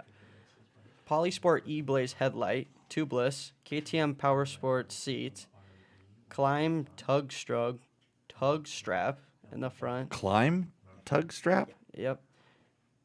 I don't know that they Kyra make handguards. Did I butcher that? Sycra. Sycra. Tusk back brake. A Cerebix. A Cherbis. Cherbis. A cervix. I even practiced that. Cervix. A cervix. I have a shirt. I have a shirt from them that has a chair Yeah. and some bees. That's how saw you that. remember it. I even practiced that too. Okay. A cervix means sharp and forthright. It's got a WP suspension, 2-inch lowering kit, and that's about it. Does it say what that skid plate is? It is not. The skid plate / pipe protector / Oh, that's the That's the bash plate. It's the Carapax. Carpax. Yeah. It's pretty dope. Do you think you need one of these? Yes. For when you go through bushes and hit rocks? Well, I would say that was more the goggles fault. I'm still blaming it on the goggles. The goggles. Yeah, they need to come out with like lenses that you can see through. Oh, bushes. they can see through bushes to see Yeah. if there's a rock in there. Yeah. Right. It's foggy where this guy's riding. What do you think that is? I don't know. I was gonna go Pacific Northwest, but then it's got it. Are there any dents on any of his on? Can we see if there's dents on Matt Mattoon, I'm reading the comment section. Skid plate That looks skid like- plate looks like it could be a nuclear shelter. Cold War? It could be. The very first time I started seeing skid plates with this is down in South Africa, and I'm like, why do you have skid plates? Then they're like, dude, you know how hard it is to get an exhaust pipe down here? Like when they would smash their pipe, they could. Yeah. So, That's but smart. they could weld aluminum, and they would make these things like this. I want to say that Alexandria. Yep. Alexandria. I wonder how tall she is. Is it she, or am I being judgmental again? I couldn't tell you. Because it's lowered seat and lowered suspension. I'm liking the That's a thin Yeah. profile seat. Yeah, I'm liking the well thought out modifications for a small person and a lot of protection for someone that tips it over a lot. I mean, we have protected everything on this motorcycle that I can think Has it that you got need. bark busters? That's the one thing. It doesn't look like there's wraparound because you They're can. wraparound. They are wraparound. Yeah. That's good. Yeah, I see. Yeah. See Oh yeah, bark Cycra. busters. Yeah, they're Cycra wraparounds. Yeah, so they've protected everything. This is a well thought out package. I'm gonna give it a 200, right? Yeah, 200s are great bikes. So we're gonna put it over in the roost zone. Oh, remember, and here's what we do. This segment is brought to you by tacomoto.co, and if we decide. We decide. It doesn't matter where you bike Rooster Endos. We decide to give somebody a $100 gift certificate from Taco Moto, which is really good. So what's our next? It's C Sut. C Sut. Is that a real name? I guess so. He looks Yeah, like he's in a I tank. didn't get to give my assessment of Alexandria's Oh, bike. sorry. Okay. Yeah. It reminds me of. Okay, I'll give it a roost. I don't like really crapping on other people's bikes, but it reminds me of. Oh, you're remember gonna be one of those. skateboarding? But no, remember skateboarding in the 80s, Jimmy, when we wrapped our board in all the plastic protectors you possibly could? The tail protector, yeah. and the nose protector, and the bones rails. The rails on the That's on kind the of what trucks. it reminds me. Yeah. And then the your slides on the skateboard board. weighs like 6 pounds more than it should. Hey, That's kind of what that bike reminds me of. But parts are expensive. when you did that, when you put all those little rubber parts and stuff, plastic parts on your skateboard, did you wear pads? I don't think so. Oh, like you protected the board, and then it could fly up and hit you in the head, and you'd be like a vegetable. So Exactly. okay, what's our Makes a lot of sense, right? our next C slut? Yep, it's a 22 KTM 500 XCFW. It's got tons of taco sauce protection parts, moose, cheaters, recluse. It's got a renamed the tank TM2. This photo's Looks like kind he's of in a tent. It looks like he didn't even bother to come outside of his tent or move his water jug out of the way or his cooler out of the way to take a picture of his bike. Do you think he has we have kind of a pet peeve about certain parts around here. One of them is the front disc protector, the big giant aluminum ones you bolt on to the bottom of your forks. I think he's trying to hide that. Yeah. I think you would not believe the effort people go through to hide their front disc protector on this show, and I think he's done that. This bike, other than that, looks pretty stock. It looks like just another 22 without the. It doesn't look crashed at all. Doesn't look crashed, which I don't like crashing, but I know we can argue about crashing, me and you. Oh, good Lord. I give it a roost. Oh, you give it a roost just because. Oh yeah. Because you're nice and you're not going to be judgmental. This one endos. Well, he didn't do any. I can't see what he did to it though. Took a horrible. Why are you giving it an endo? He took a horrible. He's got a post sticking out of his seat. He didn't even. It's like this guy. This guy was watching the show like 2 weeks ago Tuesday, and he was in his tent out riding, which I wish I was too. And he said, he rolled out of his tent, took a picture of his bike, and emailed it to us, and that's how we got this photo. There's not enough effort, because if you're out camping, you're probably in a really bitchin' beautiful place. And you could get up early and go get that morning light and shoot a nice photo. And then That's true. Yeah. That's it. Yep. This is not a good photo. Not a good photo. So it's going down on the endo side of the spectrum right there. That's how we work here. All right, the next one's from Isaac Bailey. Isaac Bailey. Oh no. Okay, here we go. This is a 2022 KTM 500 EXC and EXCF in Alaska. Pick was 2 months ago when new. It's got a Pro Moto end cap, PCV, BRP, RDS with Scott sub mount damper. Oh, this is the word again. Sycra Pro bends, filter gaskets with filter skins, Tusk luggage rack, flow foot pegs, and a Cherry Bee skid plate. A Cherry Bees. Oh, I thought I had A Cherry Bee. A Cherry Bee skid plate. I even got excited. You were close. It was better than Acerbis. Did this thing just come out the showroom floor? Yes, it has the stock tires on it. And he didn't talk about him replacing the tires. He's up in Alaska. There's ice on the ground. You're going to slide out and eat shit. Yeah, no. There's no shiny. studs or nothing. That thing is showroom. That's what we like to call it, showroom. Yeah, really nice. He is working his way up the modification scale, and getting the bike where he wants to go. I can tell just by the list, because he's listed some things that are on there. But here we go again. This is a big but. Your bike is tied down in a truck with a kickstand down, which I'm not a big fan of that particular maneuver, and it's because something's gonna go wrong. And I don't like those cheesy ass ratchet straps you got going on there. The ratchet strap's not even closed. That thing's gonna go flying. You're loading. I don't know if you were so amped to get your bike onto Facebook that you couldn't bother to tie it down properly, or take a picture of it someplace nice where it looks like it's going to be ridden. It's in the back of a truck. He's got a cool rack in the back, though. The Tusk rack on the back? Yeah, if you're going to buy that, go to Rocky Mountain ATVMC, click through the banner on Dirt Bike Test, and you will help us out ever so slightly, but it all matters because Logan's growing. You need to keep Logan in food. Right, Logan? Yep, that's about as much as he's going to say. Endo, what do you think, BJ? Roost. The bike's brand new. I kind of feel bad for the guy. You feel bad for The the guy's guy? gonna rip on that. I mean, if the bike survived the ride home, the guy's gonna have a ton of fun. Yeah, he's got a really good bike. But you got to take a nice picture of it. Like, take a picture of it out roosting. Out in I can't wait to send you a shitty photo of my bike. This is like a caged animal. I'm looking at it's like I'm at the zoo in Niamey, Niger, which I've been to, by the way, and they had a small cage that was about 8 by 12, and they had a giant panther in it that was just pacing around psychotically because it needed to get out and roam. That's what I see in this motorcycle. This bike needs to roam. Endo, what do you think, Coop? Well, we slammed him pretty hard, so I'm gonna say Roost. Oh, you're gonna go Roost too? Well, go ahead, put it up there.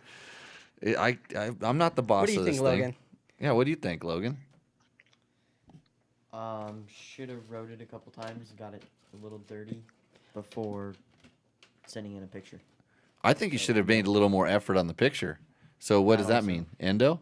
Yeah. Oh, it's back. It's a tie. We need a tiebreaker. Matt, tiebreaker. He's not saying anything. His head's going side to side. Any dirt bike. Oh. Let's go Roost. Oh, it goes back that up doesn't, there. that doesn't count.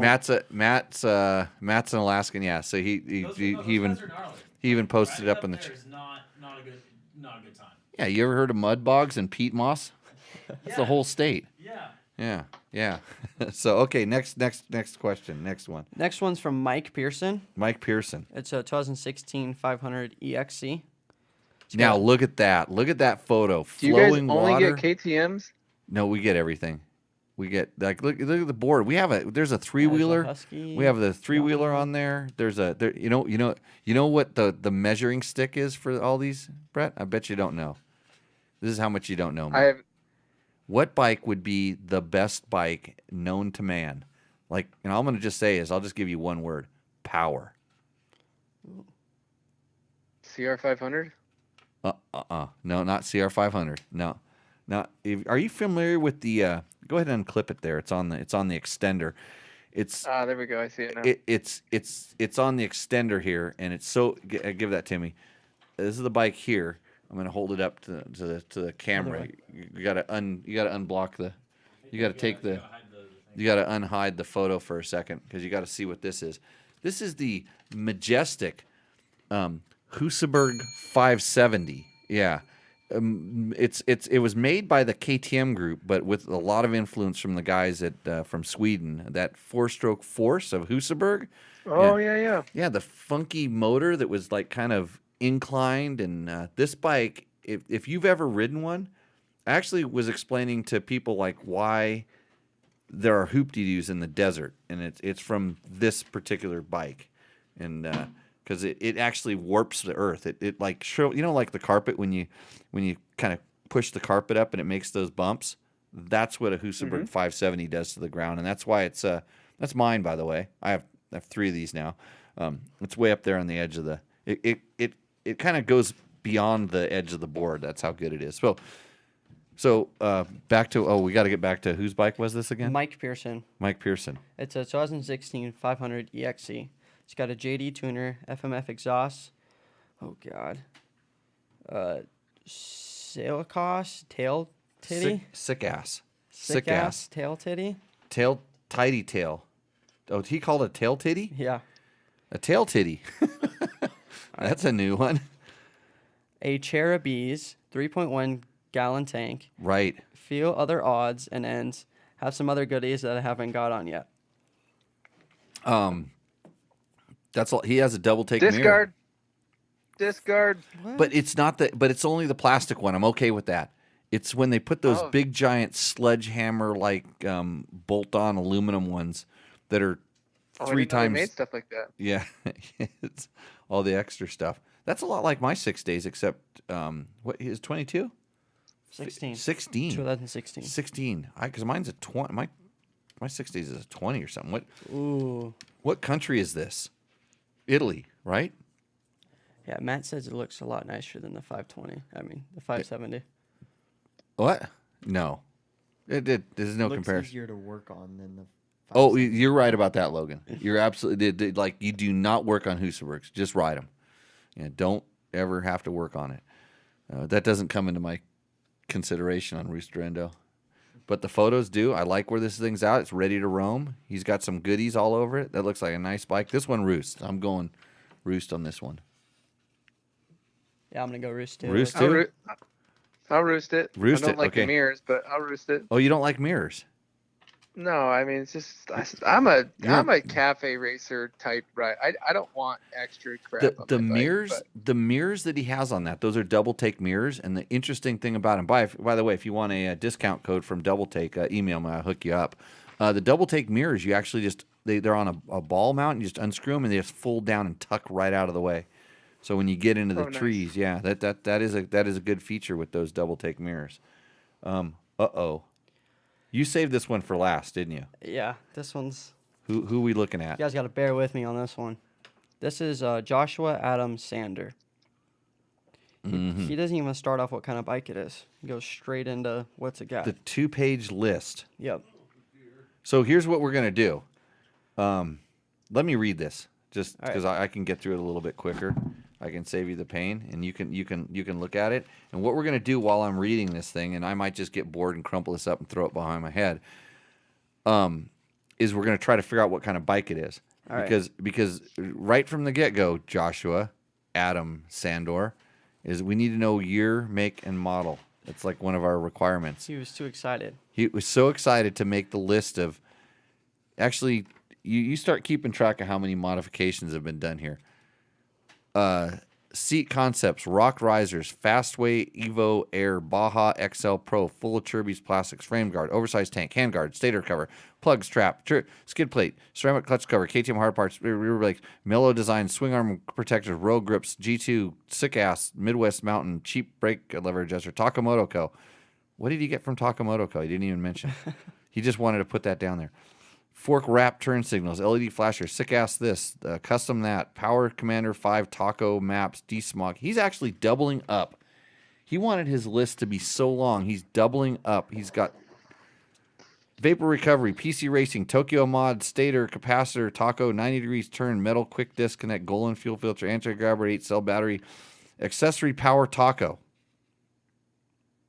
What is an accessory power taco? A Tacosaurus? P3 carbon fiber header carver. Trackmaster 2, tubeless tubes, Tusk. It just has Tusk. Rear bearing seal cover, foot controls, oil filter cover, fork shoes. It really has fork shoes. What are fork shoes? This guy's making up modifications. Maybe they're like. I mean, guards, they're I'm gonna definitely guess? like some different. Yeah. Yeah, you can't see his forks. They're like blacked out. Yeah, I think those are. Yeah. Like, He's got covers on them. Yeah. Oh, it could be. Bulletproof designs, radiator guard, chain guide tap, super sprocket 14x8 stock. Dirt Tricks front with Dirt Tricks dome washer with replacement countershaft seal. Primary drive X-ring, giant loop handlebar bag, complete Creft Moto suspension overhaul, revalve control, oversized rear centrifuge XL, premium shock body, micro finish on forks front and rear, 40 hours, stock with seat concepts and heated Turbis skid plate. It didn't really have a heated Turbis. It didn't really have that. I just threw that in there. Then he fell down the rabbit hole, is what he said. we could tell. This bike is the rabbit hole. But he has taken a picture in a really nice place. I'm claiming Pennsylvania. It's a pretty color bike too. Yeah, it looks pretty nice. That could be Georgia. Georgia? Georgia. Yeah, it could be Georgia. Yeah. I'm claiming It's really green. maybe Pennsylvania. There's some hills. Yeah, Looks I don't pretty know. flat though. Flat out in the no, actually there's a lot of hills there, just not like what we're used to, not these big giant mountains. Joshua, I don't know what kind of bike you have, but I'm going to say it's a KTM 500 EXC 2019. With 100 modifications. It would take a long time to do all those modifications, or you have a really big pile of stock parts for sale. I think a 17,350. 17,350. Matt, Yeah. what'd you get for all the? Did you calculate that What's that? for all the How many mods there was? mods? 66 mods. 66. 3 away from an automatic roost. Holy Oh, smokes. really? Yeah. Oh no! Yeah, Don't if you do. send 69 mods, Don't it's do an that to automatic this roost show. and an automatic nice. Yeah. Okay. There's no way you can't just hate this bike though. You hate it? No, I said there's no way you can't. Well, if I you mean, can't. can. You I can't. hate this bike. You're just gonna say roost, right, BJ? Yeah. So modifying a bike to me is putting a sticker on the rear fender. So You and me are in the same boat. I am not. I just don't. I mean, even my pickup truck, which is 21 years old, I put a "We Went Fast" sticker in the back window. That's the only modification I've ever done to it. Yeah. I just, oh my goodness, and the colors. I mean, he's out riding, which is more than I can say for myself right now. So it's a Roost, but I also just, I don't know why people modify anything, but there are literal industries built around that. Hey, so, you know what? Kudos to them. Yeah, somehow I think in Weston Rogers says fork shoes protect the bottom of the forks for rock protection.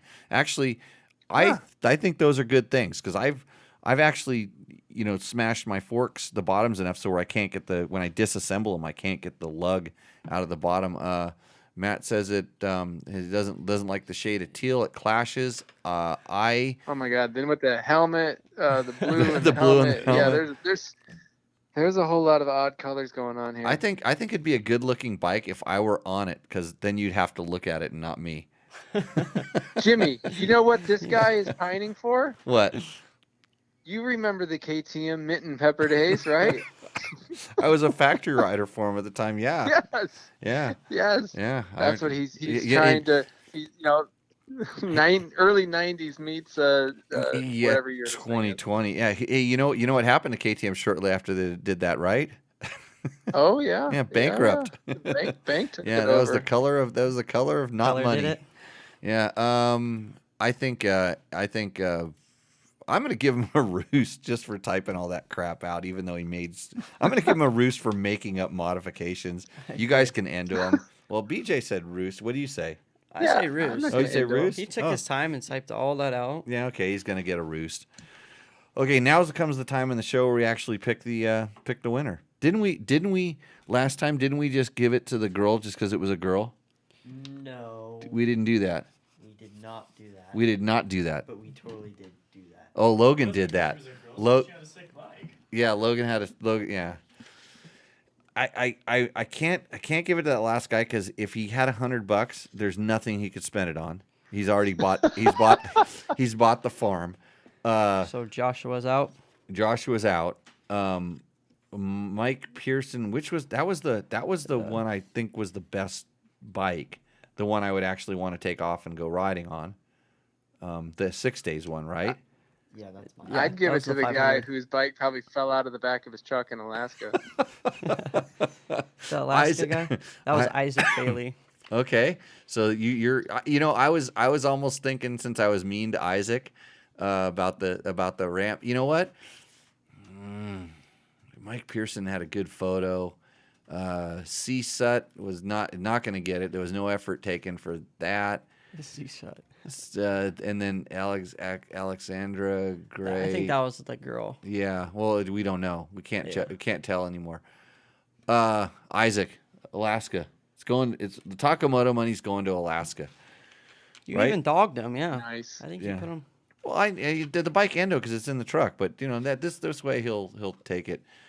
Let's see. Hoops is a guy with an afro running around in his underwear on a wood court trying to put a ball in a basket. When we ride off road, they are called hoops.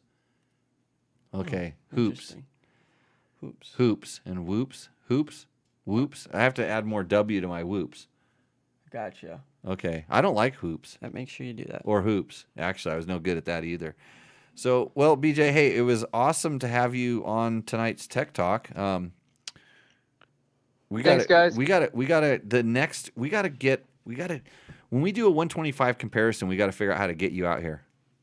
Yeah. And yeah, I'm game. Do something. Actually, we should go back to where you're at. We should go ride someplace in the green. Out here's all dry and dusty, and Valley of the Dirt people. It's a little ugly at the moment. But is it going to be an off-road test or moto? It depends on whatever bikes we have. We should do a motocross comparison at some really sick tracks. That'd be Tomahawk in West Virginia is a really nice track. Yeah.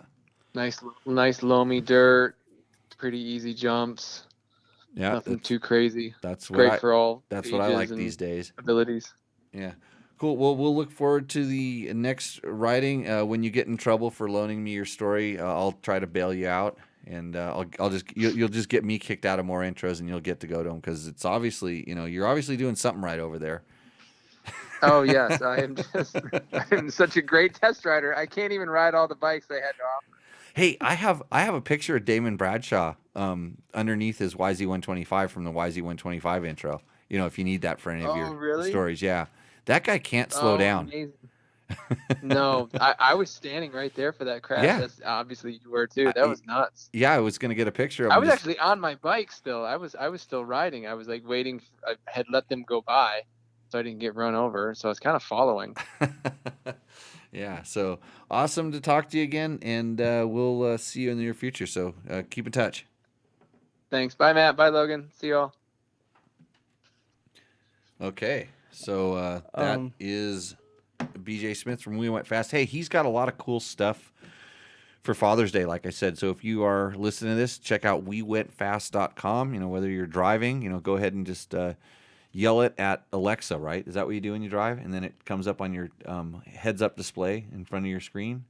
Oh, I'm not sure. Yeah, I don't have I think any it's of that like stuff Siri. either. Yeah. You're more worried about your window that fell out of your car today. Yeah. So, Reminder to talk about trails getting ruined. oh, yeah. You wanna Okay, talk so about that? yeah. Do I want to talk about that? I want to talk about that. When we're going to do a product test, and Logan has to come on for the product test. You should probably come on. Have you worn the CD Tojo? A Toho. Logan's got those. Toho boots? Yeah. So Logan will come on for this. But so my complaining is because, and I was going to do a little more research on this, but knowing me, I just didn't have time. So if you're one of those people that goes riding in a riding area that you have not worked on, built trails, donated to the land use groups that are keeping the thing open, and you go riding in this great, awesome location, and you go on the internets and you tell everybody how awesome it is, and you post pictures of it, and you say where it is. This is where my pet peeve comes in. If you say where it is and start naming locations and trails, I hate you. I hate you because you're destroying like a lot of hard work for people, because there's different types of people out here. There's people in the world. There's people that are producers, and there's people that are consumers. There's people that are assets, and there's people that are liabilities. And a lot of the people that are just sitting around on social media looking for something to do, they're looking for the best places to ride. And you just named it. These consumers, these liabilities, go there and they tear up the trails. They're not responsible. And even if you even if you found it from another one of your buddies that probably said, "Hey, don't post about this," or you saw it on social media and you went there, and now you're bringing 3 of your friends, and you're going to bring one of those guys. So if you're one of these guys or gals, doesn't matter, that's going out there and you especially in areas that have high traffic and the potential for high traffic, and you're bringing people, tell them not to post where it's at. Tell them not to share the track logs of these trails that somebody put a lot of time and effort into making and creating, and they know how to not spin a tire. They spent time building water bars. They moved rocks. They've cut brush. They've cut logs. And these dipshits that show up and just go ride them, they're never going to come back. They're never going to work on it. They've never attended a land use meeting. They've never done anything. They just go there, post, "Oh yeah, look at me, I'm rad." And I'm getting pissed because some of the areas that I've been riding in for a long time are now getting popular because it's so easy to share this stuff. And it's like, "Oh yeah, look at me, I'm posting my ride." And you post up a GPS map of where it goes, and it shows you riding. It shows pictures, and it shows a main highway you started off of, and you're like, "You idiot." If that was really a good trail, it's not going to be a good trail for very long, because trails don't survive that long when they get high traffic. And so in a lot of the areas that they're close to population centers, or even areas that are destination rides now, I've seen Colorado completely destroyed. A lot of areas in Colorado because of this. I've seen areas in Idaho that are just completely destroyed. And it's happening all over the place because some Insta weenie, wants to post and say, hey, this is where I ride. Look at me, I'm so rad. I did all these rad trails, and some of them are so good I rode them twice. I'm like, you're an a-hole, because I've never seen, and I know you, and I know a couple of yous, and I've never seen you out with a chainsaw. I've never seen you with a rock bar. I've never seen you dig a water bar, and I'm pissed because you're the same jackass that spins your tire and tears big ruts. You're the same jackass that cuts corners. You're the same one that digs a rut around a switchback, and so I'm mad.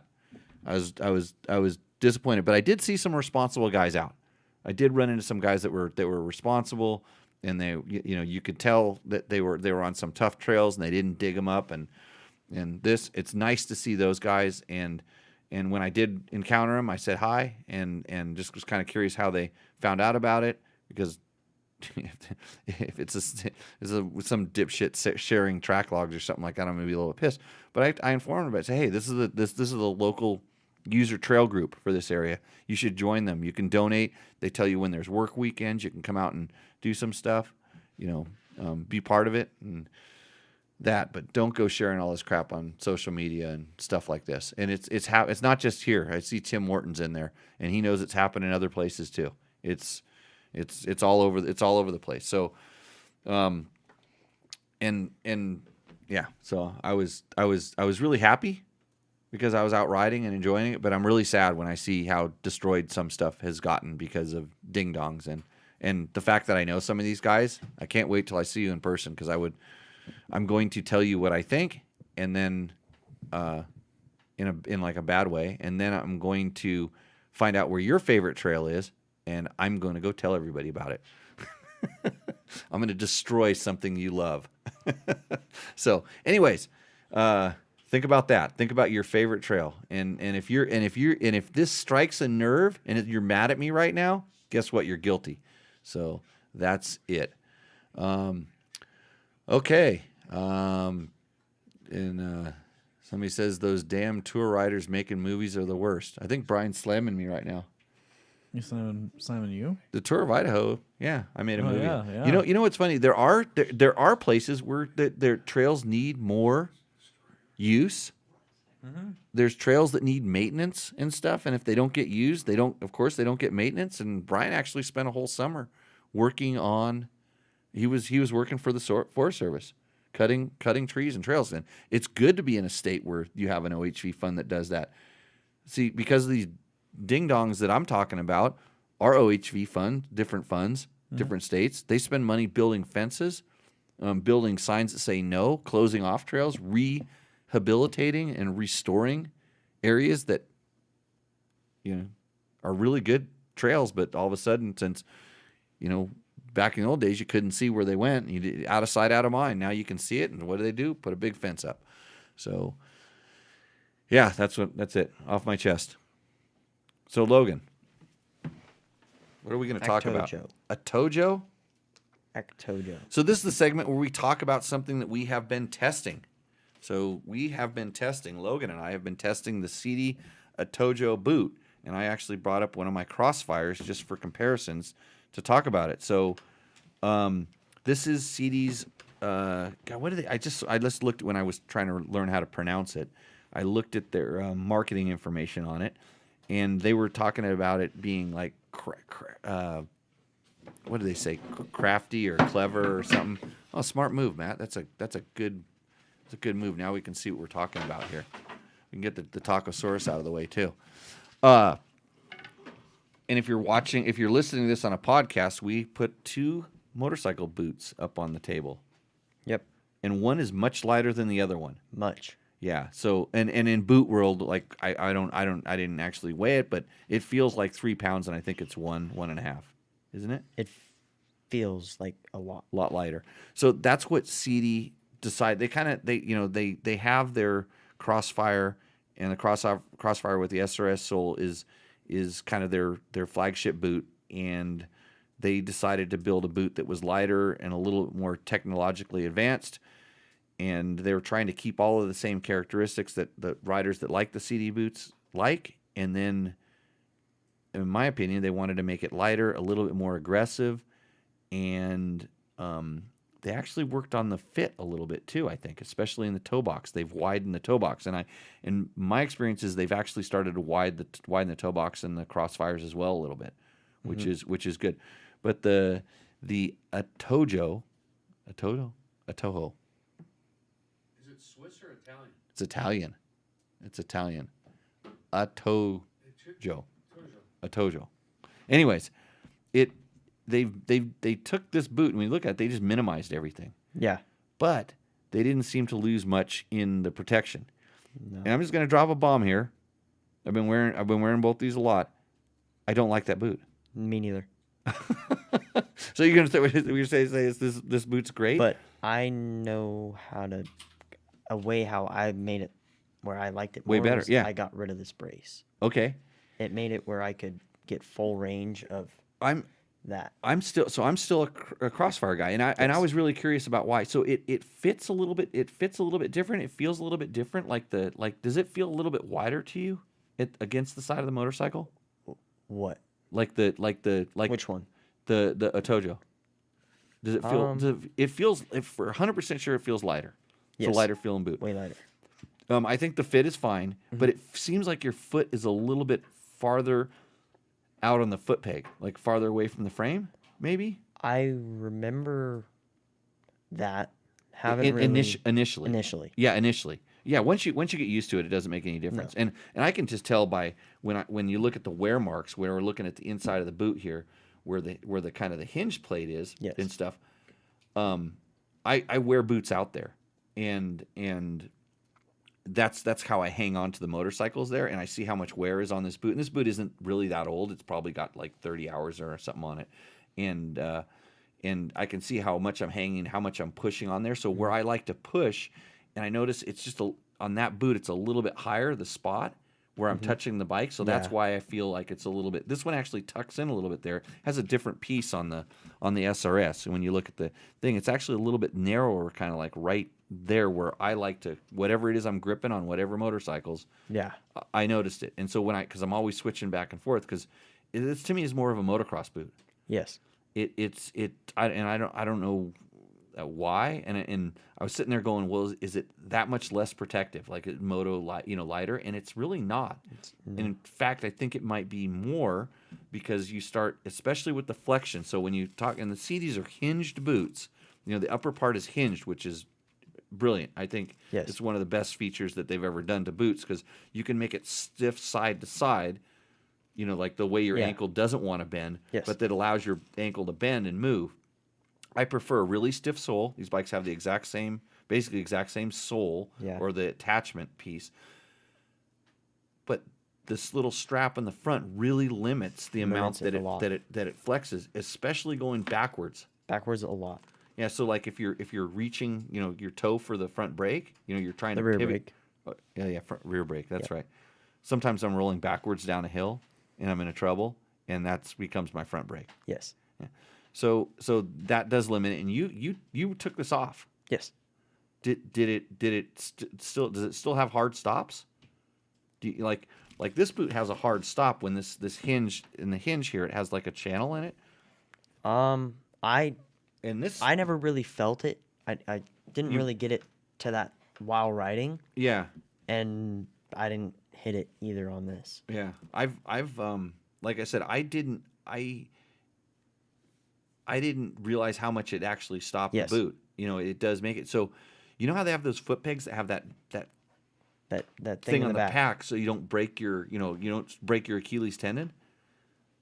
You don't know about this, but some people land off a jump. I don't know why they're on their toes. Yes. And your boot your boot flexes. And Oh. and you snap the Achilles tendon, or you're going around a rut and it hooks It and pulls, it, yeah. and it pops up, and so I think that the Atojo is a little bit better there. I think there's actually probably more protection, and when I just kind of flex it around and stuff, it actually seems like a stiffer boot. But when you're wearing it, you would never know this. No.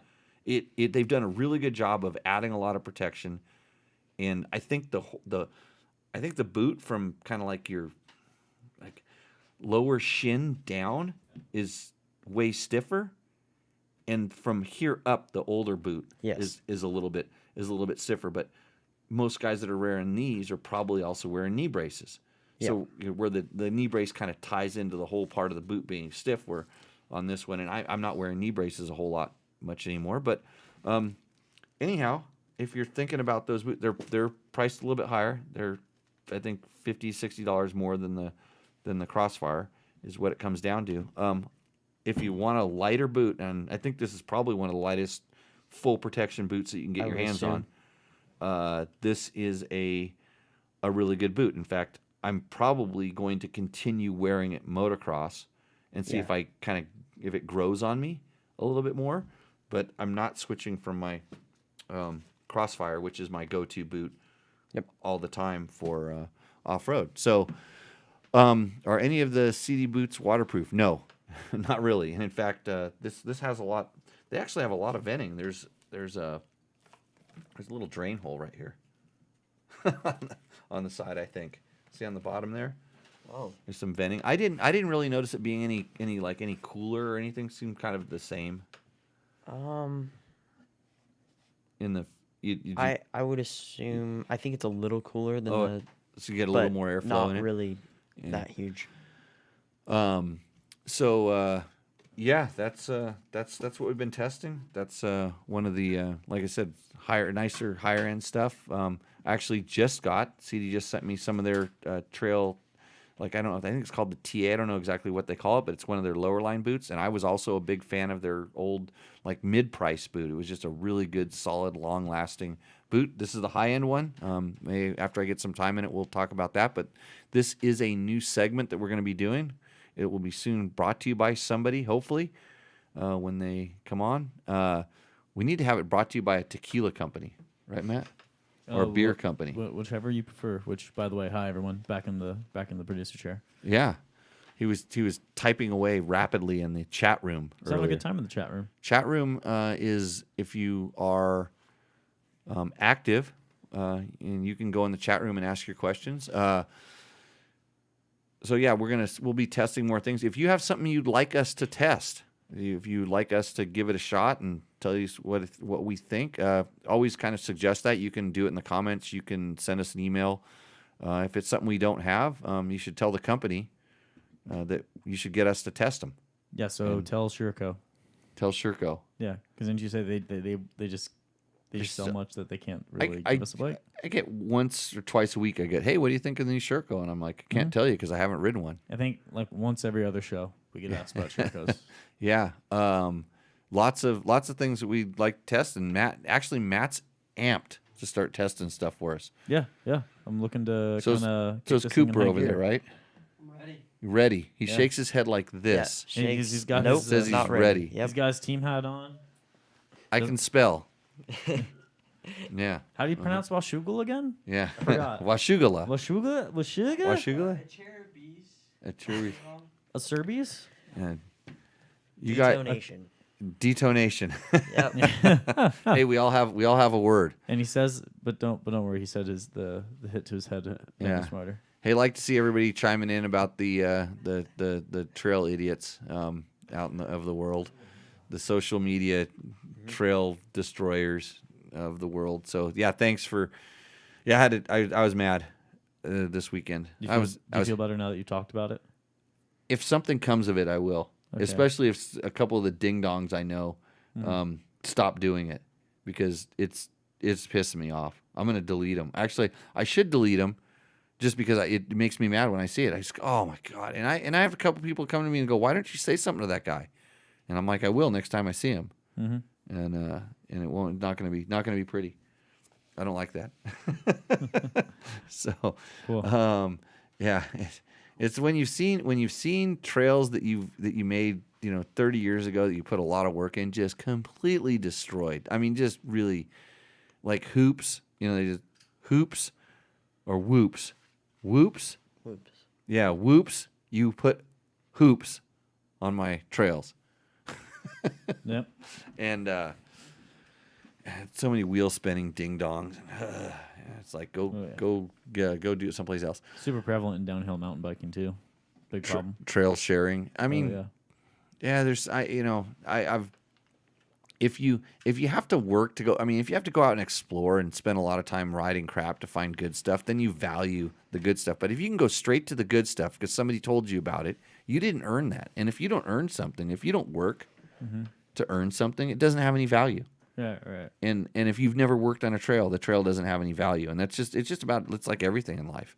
Yeah. You know, if you work for something, and I have worked to work on trails. I've worked to find trails, and I've been lucky enough to the group of riders that I ride with that I know that will show me their trails. I don't go back and take 10 guys. In fact, a lot of times when I go back and offer to do some trail maintenance, and I've done this, and that's the way it should be. So take that for what it's. Spend a day working on a trail, and you will think like I do. I promise you, you're not going to think I'm just an a-hole that's on my high horse, which I am. I've ridden some of the trails in the area of question, and I'd be upset because those were very fun. And you're going to get to go back up there and work on them.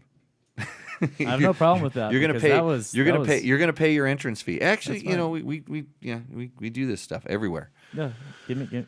So As you said, give me a hoe. and there to thanks to all the guys that are out there doing this stuff, and you know who you are as well. Yeah, and all over the country, all the guys that are out there doing work, and even if you're cutting trail to put on races and doing stuff like that, and good on you. And there's people that are doing work. So, anything else on the show tonight? I think we're pretty much good. Just need to thank the sponsors one more time. I think we're good to go. Okay, Logan, you know who the sponsors are? You know which ones they are? Yamaha. YZ 125. Hey, are you going to take it and race it this weekend? I want to. Okay. What's next? Takamoto. $100 gift certificate to our friend from Alaska. Yeah, what was Isaac? the name? Maybe you can buy a loading ramp. Maybe. Yeah. He probably just used the snow. He had the He snow just backs it into the snowbank? He had the snowbank, so maybe he doesn't need the thing. So Isaac Bailey. Isaac Bailey. You're Yep. the winner. Scott Climb, Trail Tech, Fasst Company. He could still see it, by the way. Yeah, I cheated. Oh, how did you see it? Because I took my hand away. You started is that why? lightly dragging it Is away. that why you said it so fast? I was gonna I say could- something about each one of those things. Scott Sports, you're gonna be using some laminated tear offs. You gonna wear Yep. climb gear? I wish I was. Oh, if you would have gotten me your order in, and Sooner, you would have climb gear, but no, you should get one of those new colors, DDC sprockets. You have some of those. No. I thought you did. Nope. Well, that's if you have a failure, if your chain comes off, that's why. Trail Tech, you have a cooling fan? Probably comes with one stock. No. I have one at my house. You need to mount it, but your radiator's bent. No. And Fasst Company. Yep. Your dad's running the Flex handlebars. I know this. So, okay. Well, with that, everybody, we have enjoyed your company on the show. Share this with a friend. It really helps. Click through our links on Dirt Bike Test. Go to dirtbiketest.com. Check out some of our stuff. Go check out We Went Fast. BJ will thank us for that. And Click on the link, the Rocky Mountain and Amazon banner links. click on as the well. links. Yeah, because that's it puts a little cookie. If you want a cookie, click on the links, and then you get a cookie, and we might get a little $1 or $2. So it all helps out in the long run. We'll see you next Tuesday. We will. I hope so. Yep, Right? definitely. And Tech then Talk Taco. ready for the Logan Tyler race report. Right. We'll get Logan's race report. And you coming back, Cooper? Yep. Okay. Maybe we'll have to do something fun for that, like flat track. Why don't we do figure eights? Why don't we do figure eight motos in the mud before the show? I think we should. Yeah. Because I remember, I remember one time. What's that? No, we'll come in with all our gear on. We could do that. You just have to run the vacuum the next day because you're going to be muddy. Yeah. Okay. With that, everybody, we will. Thanks for joining. We'll